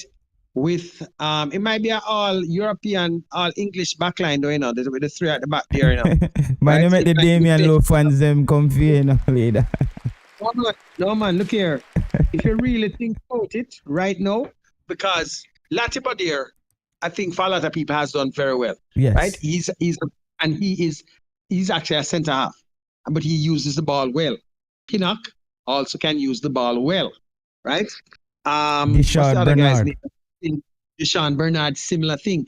I would play these three and have Lowe on the bench because we know Lowe does not use the ball that way. Yes. Right? But if we have these three there, that's the first thing you need to fix, right? You need this there. And then now you start building from there for me. But once, I don't want to make it sound, but once Lowe is there, we're going to have a problem. You cannot play three with Lowe there. The other problem at one stage was, I think the coach has fixed it, but he was forced the other day to bring back Javian Brown. Jesus Christ. Oh my God. He didn't have a choice though, because Limbikisa is definitely here apparent for right there. He also was going, but you can see he wanted to look at the other guy. Tavon Gray. Tavon Gray. Right. How to a youngster like that in any of those matches? So he had to bring back the experienced one. Because I think the plan was to have Limbikisa and then gradually introduce Tavon, into the team. But with Limbikisa coming out, you couldn't start that way. You understand? So you had to make some sort of a change at that stage, right? Yeah, and the midfield, we don't have a midfield. Casey Palmer is not coming this window. Leon Bailey is not coming. Who are? I said it last night, Webley and Leader, that I think it's time for Tyreek McGee to get a look back in. He's playing very well at Colorado Switchbacks. I've been watching the kid. A lot of people would say, well, we're talking about the USL. I thought that with Tyreek McGee, though he didn't play, they said he played 97 minutes in 3 years in Belgium. Though he didn't play, he was still privy to some level of higher coaching, and you can see a little bit more class on the part. Don't you think now that he's playing football and working on his game, do you think where we're looking very thin in the attacking midfield realm, it's maybe a good time to give a player like that a look in this window? Or what do you guys think? I would give him another look. How much of a choice? I would say yes in a JT, because you need some more creativity in the midfield. And as you said, sometimes games just look like you're playing for a draw, or just a 1-0 win. We need some more. We need to take some more risk, and that's it. You can't just play a safe ball game at all time. You have to be on the front foot. Put that number 10 in. A little flair, a little creativity. Let him swing some balls to the on the wings. Get our wing play going. Square some balls in the box. Something. Play some little tiki taka between him and him and the CDM, breaking the lines of the other team. Something has to give, but you can't just keep playing boring football. Even if we lose, let us say that the team is playing good. But we are winning, and then we are still not. It's good to always win. Don't get me wrong, but it's still looking ugly. You understand? So when we win a game, we're not sure if we're going to win the other one, because this was an ugly win. We have to grind out that win even against a mediocre team. So we're not sure we're going to win the other game because we just grind out a win against a small team because of the performance. So let us start to put a bit of creativity in the middle of the department. So I would say, go for Tyreek McGee, give him a look in. Even that, give him a look in, because he's on form, as you said. JT is playing. I saw some bits and clippings of him. I can't say I watch an old game of him. I'll be lying. However, yes, I saw some highlights of him, and he looks good from what I see. Somebody can correct me if I'm wrong, but if you're testifying that he looks good, and I'm saying that he looks good, and I'm sure probably someone else can come, and make it 3 of us. But I would say give him a shot. That's my take. Yeah. And what about you, Leader? Because we're looking thin in that position. Are thin? You're not looking thin. Are thin once Ravel is not playing. Look here, from me, a lot of people that hear from me, know my views on it. Ravel is the best option we have there. Yes, right. He can give you, but he has. Let me tell you, Ravel's problem is is probably not the footballing matters, because if he just gets his head right, and I saw him in training the other day. I don't remember where, one of those Saudi Arabia, one of those I saw him put up something with him training. Yeah, he there had and a personal trainer. This is a guy who works with a lot of footballers who are either coming back from injury or training outside of a team setup. But leader and JT, if he is what 29, 30 now, and if he has not got his head right in football at this age, from he was young until now, do you think that he's going to get his head right now? I don't think so. I don't think that Ravel is a long-term solution for this team. I realize that I realize he lost space. And the fact that he lost space, he tend to drop back too deep. And somebody said last time that maybe it was the coach's instruction. I believe so as well. When he was playing for Bobby, he played a bit higher. But, go ahead. Do you think, you mentioned his age, do you think Michael Antonio and Ethan Pinnock, both around, one of them older than him, one around the same, are they the answer? You pause because I get a question, and I don't want to be a hypocrite in not answering the question correctly. But what I was coming from is saying that if he has not get his head right when he was young until now, for him for to say that we are waiting for him to get his head right at this age, separate from Ethan Pinnock and our big guy up front, they already have their head on their bodies. So I don't want to be hypocrite in answering your question, but understand where I'm coming from in making that statement. So you're saying Ravel have him head on him neck?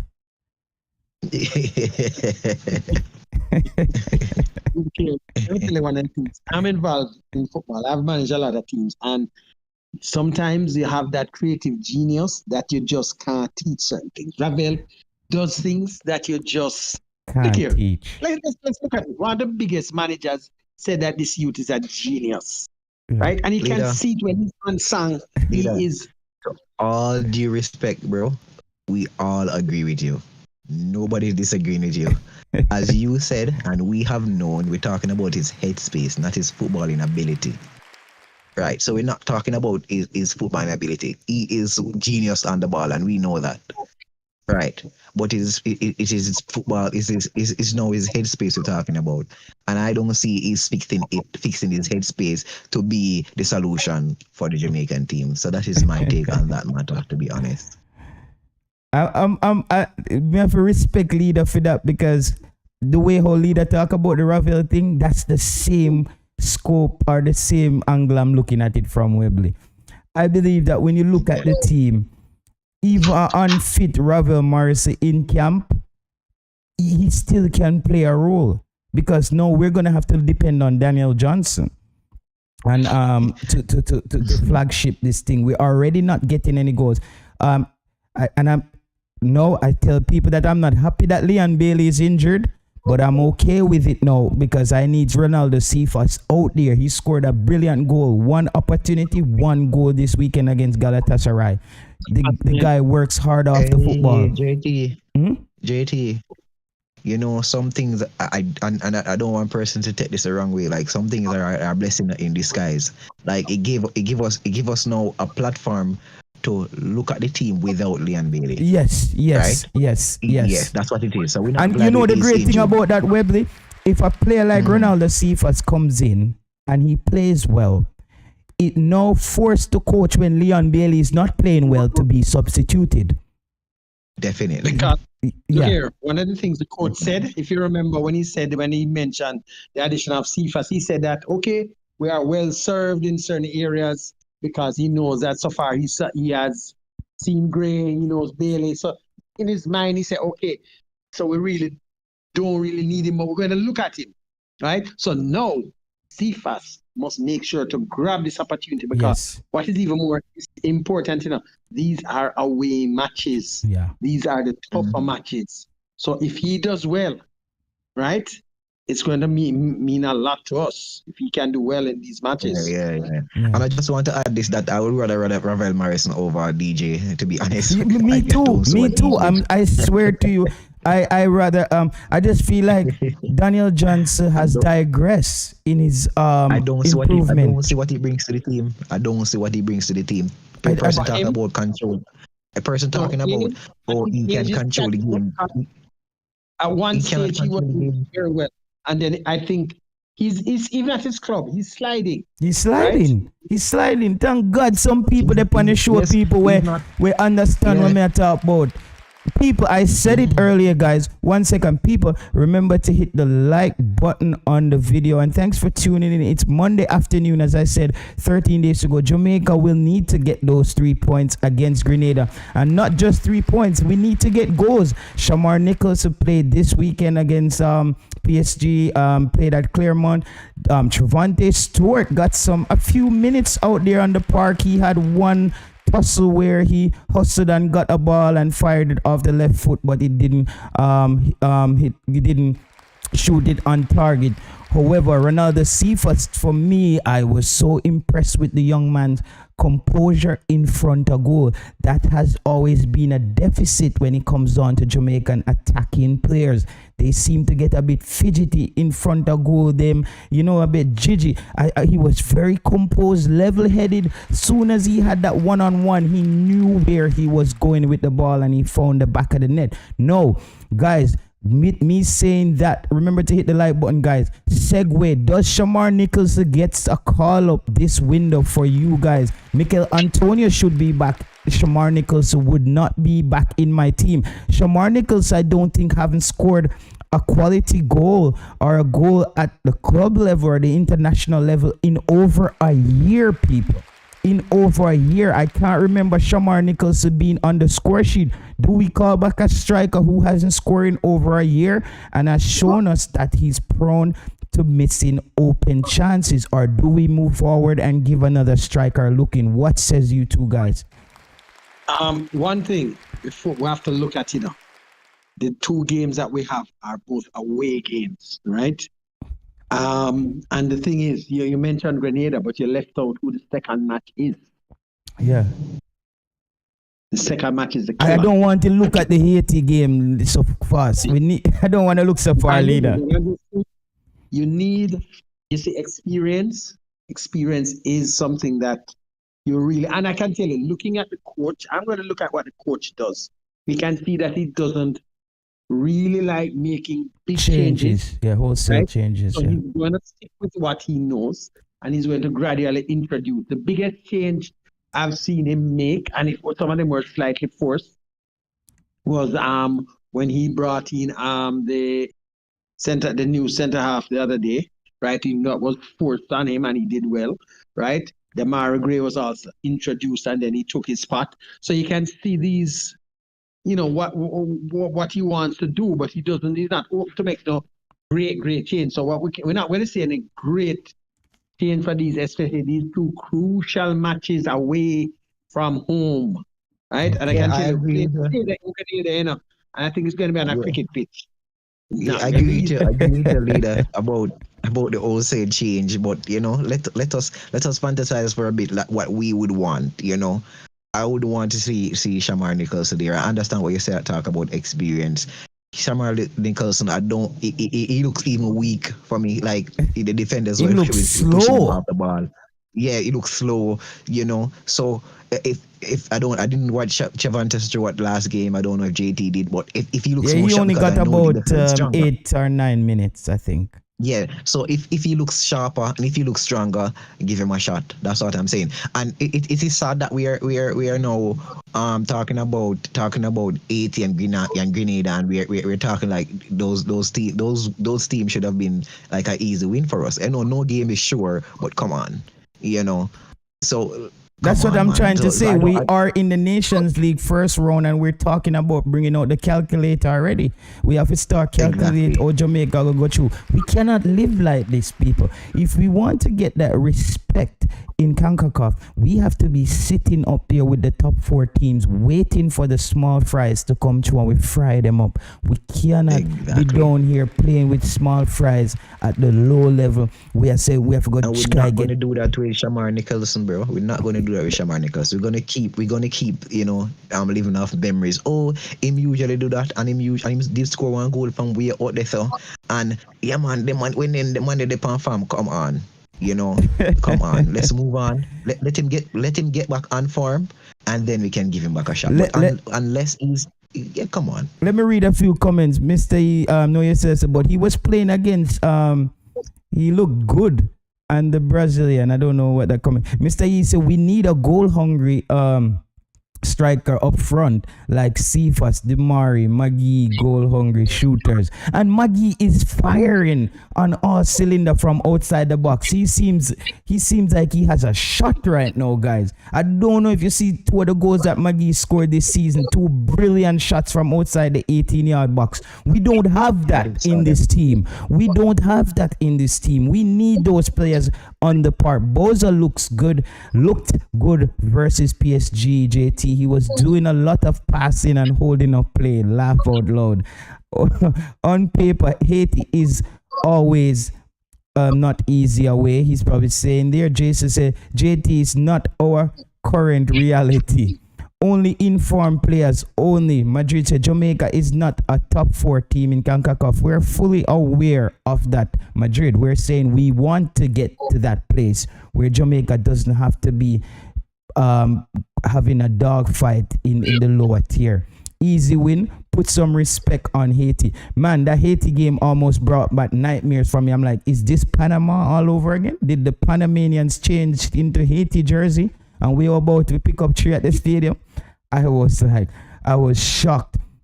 But guys, we should be able to beat Grenada. We hope we get Mikel Antonio back in the team. And I hope that Deschard Bernard, I hope that when the coach pulled Damian Lowe, it was a sign that he's willing to make that tough decision, because the statistics shows that in 3 years in Iceland, I think he only used 50 players. That can be attributed to the player pool, and maybe it's a smaller number of players he has available. Now he has a wealth of players in the diaspora, and I believe that. What do you guys think? Don't you think now is also the time to cut your losses with players, since we're not gonna have games outside the FIFA window? How do you balance this now, Leader and Webley? We're no longer gonna have those games where we just get to look at players. So how is the coach going to look at players? Is he going to just keep the same team? How are we going to do this? Okay, for me, you can see, look here, we have to remember, World Cup qualifying starts next year, Next year, this time, we keep it to the World Cup qualifiers. So we have to understand that. So we only have so much time, and he already has an idea of the team. The only other time apart from in not even the Nations League, because you can't experiment too much in Nations League. The next time that we're going to have a chance is basically going to be when, if hopefully we qualify for next year for the South America. Copa America. Right. If we qualify, the next time we're going to have an extended time with the team, and that should be the one to polish up for the World Cup qualifiers. But the coach has only so much time to make his adjustments. So there are some names out there that are still looking about their documents. So what I can say is that the last opportunity is going to be then, right? So we're going to have to see what happens. So the only good thing is that I've seen is that with the introduction of Demari Gray coming in right away, and he has done so well, so he has an idea to say, yes, if he brings in certain big name talents, it can make an immediate impact. But he's basically going to, if you look at the team, the more they play together, and the guys tell you this is the cohesion, the chemistry that people talk about, it takes a while to build. Right, and they are building it, so we have to really look at that. They are. But Leader, can you build a team without midfield play? Problem is, look here. If you look at it, he brought back Kevin Lambert the other day. Okay? Casey Palmer never played outside of, I think, friendly sometime back. He brought him in. He's searching, He's looking for that thing. He had Latibeaudiere playing in that role also. He tried Jonathan Russell. And I told people, Russell not the answer. People beat me. And I said, no, I went and look. And everybody said, yeah, man, Russell is, after I look at him a couple minutes, I say, hey, watch it. But as I said, the coach seat, because look here, when you don't see the coach calling back certain people, and arresting them, just like as I said, even though he said that, Jamin Brown, I didn't drop him. He dropped him. I think he left him. He lefted him out. He lefted him out to get some. Let's see what happens with Joe now. Is he going to let him out also? Well, I don't think he can do that. But he might have to just sit down beside him on the bench and look at the game from that angle to see what he can do. I think that might be good for Lowe. Yes, and go ahead on that point, Webb, because I have another question to segue into when it comes on to that. I'm glad, guys, we have football minds on the show. I like when people are not afraid to give their point of view based on what they see out there, guys. Just like what Lida said, I said that Ravel Morrison is the best thing we have. The only thing can keep Ravel out of this team right now is the fact that he's not attached to a club. But then we can say Dujon Whisper is not attached to a club. Well, he's attached to a club, but he's not playing any football. And I'm saying that Jamaica, I think when you're going to remedy a situation, you might have default remedies for that situation, but you then have to evaluate your specific situation and maybe the remedy that applies in a general sense, like all players having a club, all players playing week in, week out. In this situation with Jamaica, I don't think we have the luxury because, as I said, the player pool is not that strong when it comes on to a competitive, on the competitive circuit. So now a player like Ravel Morrison, I think he gets into the team for me based on us lacking talent in that specific area. I think now that Demarai Gray is there as well, I would have loved to see Ravel with Demarai Gray out there. Because we see Demarai Gray trying to drop back sometimes to get the football. I don't want Demarai Gray doing that. I want an accurate passer getting the ball to Demarai Gray. Go ahead, Webley. Yeah, to be honest, I totally agree with everything you're saying. As I said, so even though as I said about Ravel, and I came back and said I rather Ravel over DJ, but we're just looking at the long term fix. So I would rather go for Tyreek McGee, to be honest, because it's the long term fix and we're looking for the World Cup qualifiers coming next year and possibly what all of us would like, the World Cup in whatever year it is, right? So yeah, but from all of that I agreed everything else, but spot on. So you can move on to the other questions. Yeah, and the final point, guys, hit the like button. This is the final one before we close the show. I want to ask Lida and Webley, how important do you guys think substitution in the modern game is? Because I think substitution is a tool or a weapon that, if is used correctly, can determine the outcome of the game 50 to 60% at the time. We saw in that Inter Milan game with Trevante Stewart's team, a substitute came on and scored 4 goals. It was 0-0 when he came on. He came on and scored 4, the number 10. My observation watching this coach, I think he needs to improve when it comes on to substitution. There is no pattern in his substitution. It's a bit chaotic to me. It's a bit all over the place. What says you guys here on that? Okay, let me just go in that quickly. What I think, how the new substitution rules are, it's a layover from COVID, which is 5. here to stay. I think it's a great thing because it can make certain coaches, right? If you have that creativity, you can actually step up Because one of the things, you have to look at, when we were backs were against the wall versus Haiti, he had to make, changes that were probably some of them, forced or so on. But this is one of those things that it's very important, because what it gives you now with the amount of changes you can make, prior to this, it's a big difference. I don't know. Leader, your audio went cold. Yep. All right. Now No, man, you're back. You're back. Yeah. Yeah, man, you're back. You're back, leader. Yeah. Seems like he's still having a problem. No, I'm okay. No, it's a call coming in, so it keeps. Yeah. Anyway, let me just quickly, I have to leave now. Yeah, So, same. Look here, it's very important. The coach is still cautious. I think he's still feeling out some of his players. So let's see. The more he gets to know, I think this game, when he sees what Cephas can do, because I expect Cephas outside of Jamal Lowe also coming back into the team, and Antonio. Let's see. But I think Cephas, at least in the Grenada game, we will get a decent run. I expect that. And we'll see what he does against Grenada, because Haiti, that is the clincher. We can't afford any mistakes in that. We have to remember that.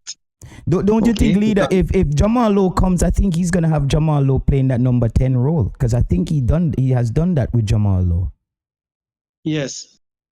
Yeah. So, well, that's the thing. Let's see how he does when he comes in, because I think Jamal Lowe, over the time under all coaches, has been really. It's been really good. Done well, and he just hasn't gotten that run. But Jamal Lowe has also been inconsistent, leader, when it comes on to call-ups. It's always something with Jamal Lowe. It's always. Yeah, or something. Yeah. Well, hold on. Let me just make that clear. He's unavailable based off of what the JFF says. I don't think all the times it's Jamal Lowe, but according to what the JFF says, he is out. So I don't think all of the time when Jamal Lowe hasn't been able to come, has always been Jamal Lowe's issues. Oh my God. Let's So, no bust up the rice bag there today. No bust up a rice bag there today, leader. Like I think there was a statement that, remember, Michael Hector had made. Yeah. When I think the Gold Cup it was when if he plays cricket. Yeah. Why didn't but no, seriously, there are sometimes reasons and we don't know, but let's leave it at that. But I'm taking my exodus now, so yeah, I'll man, talk to you blessings. guys. Thank you for having for passing through people. That was leader. Leader always passes through. I said, people. Leader getting beaten them and thing on YouTube, but leader is one of those individual. Leader, Marlon, those guys. I always enjoy picking those guys' brain when it comes on to football. As a thing in Jamaica, people might just use a person's image based on what the crowd is saying. Yo, leader, is the JFF and he misses speed. Leader knows his football, people.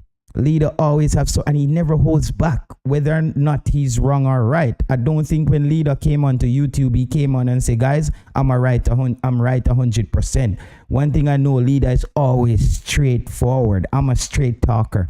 I love when people like that just come on and tell you what it is. As he says, outright, for me, Ravel Morrison would be out there, and I agree with him. That's it. It's just a fact. A lot of people in leader position wouldn't want to come on stream and say that because they are afraid that their handlers or somebody is going to say something. Webley, I'm going to let you hit whatever points you want and clear up before we close down. It's midnight here. Today, I went to work, bro. I was operating on 3 hours sleep. I told my boss I had to go home early and I came home and slept. Brother, I'm tired. So me, I tell myself, say, me do a 4.5 hour show last night, but that show was amazing. That show was like therapy for me last night. But tonight, I have to be more on point, and I think this is a 2-3 hour show tonight. Yeah. So go ahead, Webley. Yeah, I couldn't get to join that stream yesterday. I was actually working on a video for my channel, but anyhow. Yeah, okay, so you have a channel? Yeah, but it is a channel that I don't talk about sports. So what do you talk about? I talk about things that are actually happening around the world, like, you know. So my main point is protect our children. So the search not the matter thing that you saw in the. But that's in the what chat, that's that what the was- show was like about last night, you know. Oh my! It I was was working on the video crazy, at that man. time. Yeah, Yeah, because you know that in some of the schools in Jamaica, they're now implementing, you know, the 2 gender bathroom and all of that. So I have to make the Jamaican public aware of that. So Oh God, yeah, but man, So- give a shout out your channel, man, and we'd love to come and support you. I'm all about supporting my fellow Jamaicans. So yeah. So family here. The name of the channel is Searching Out the Matter. You know, because you know we sometimes just take whatever they give us to us and then regurgitate it without looking into the matter for ourselves. So the channel just encourage people to just look into what they're telling us, and then we can see behind the door. Just kick down the door, man, and you will actually see what's behind there. Because some of the time the door is not closed; it's just shut up. So, you know, the channel name is Search and Matter. Go ahead and, you know, subscribe, you know, share if you feel like the message is good to hear. To others, share so others can hear it, and, you know, drop a like on the video. And thank you a lot, JT, for allowing me to do that. no problem, my brother. Just finish All up right. on the points. Football. And, yeah. Yes, let's continue with football matters now. So in terms of substitution, so one of the problem is Leon Bailey, and the problem is not Leon Bailey. The problem is with Leon Bailey, because the coach is trying to give Leon Bailey this confidence that he doesn't want to take him off, because he doesn't want to shatter his confidence. So he's trying to give him that. Yeah, he's trying to give him that big man role. You know, you are the man of bringing this team. You know, you are the leader. And sometimes Leon Bailey does show that. He's showing fight. He's trying. But whatever he's doing is just not working out for him. You know, when a man say assault, I just start to to him. So it's not that he's not good. It's just that he's trying so hard, and sometimes he tries too hard. So that's the reason why some of the time they realize that the right substitution are not being made, because he doesn't want to take off Leon Bailey. And some of the time that's what it's called for. Take off Leon Bailey. You know, but other than that, it's okay for me with this substitution. I've saw him made some good substitution, and of course I saw him made some bad ones. So I think he just need to fix that up.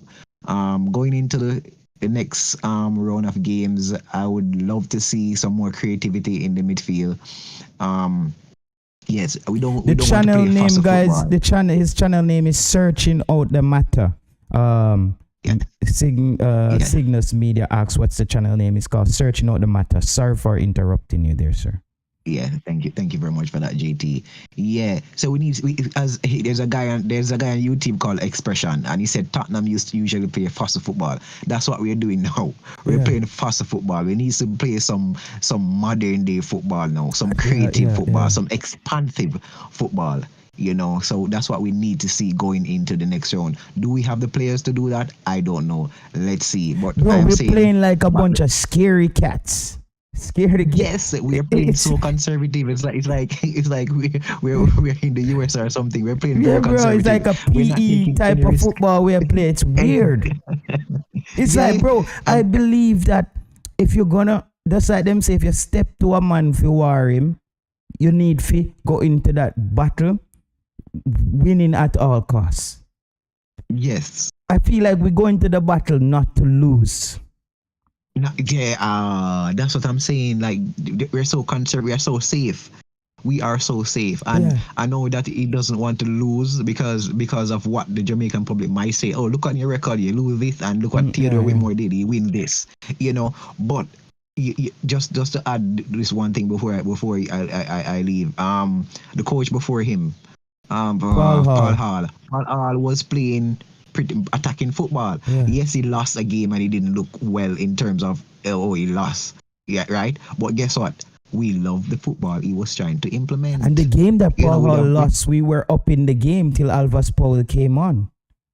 Well, we don't even want to open that kettle pitch right now, because I remember Ryan crying. But Jesus, let's not bring the tears back. So I'm saying that let us play some expansive football. Yes, we know we're gonna reach some games where you're playing in the US or Mexico where we might be a bit safe, but understand that. Yes. We totally understand that. You know, yeah. All right. Aces for places and all of that. So, guys, please like this video and subscribe to JT. He's one of those persons on YouTube that are not afraid to share his thoughts. I mean, actually share his thoughts. You know, he doesn't beat around the bush. You may not agree with what he's saying, but Yeah. I We're have not never here to heard him agree. disrespect. We're not. Yeah, that definitely. I've never heard him disrespect anyone because they didn't agree with him. And I've heard person actually disrespect him because they disagree with him. But, Yeah, it's so weird. yeah, it's very weird. It's very weird. It's If weird. those who the person would have said, "Oh, let's just look up to that person," and then you see this person's character is being revealed on YouTube. But JT, keep doing what you're doing. You know, I am a believer in the Most High, so I always say, Same, you man. know, Same. yeah, Same here, my just all blessings and love, to everybody in the chat. As I said, search out the matter. Don't just take what they tell you. It's not just a mystery. Let us search out the history. Seek and you shall find. Knock on the door shall be open. Open every mind, guys, because you are chosen. JT, enough respect. Love you all. Blessings, well, man. May the gods go with you. Thank you very much, people. Thank you, Jay Saguna, for coming through. Jerome 876. Thank you, Cygnus Media. Baller Kick. Big up yourself, sir. Mr. Yee.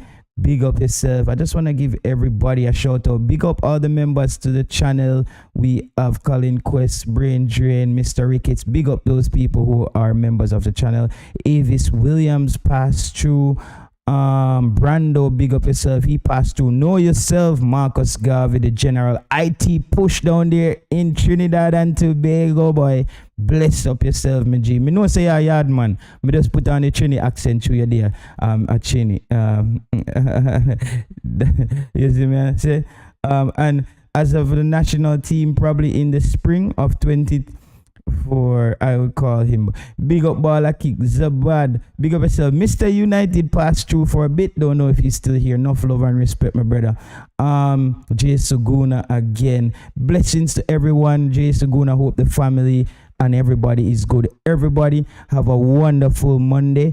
And until next time, I'm back up and running. I think I'll be streaming every day until the game starts. The reason why I don't stream every day as well, sometimes I think Manning's man stream around this time.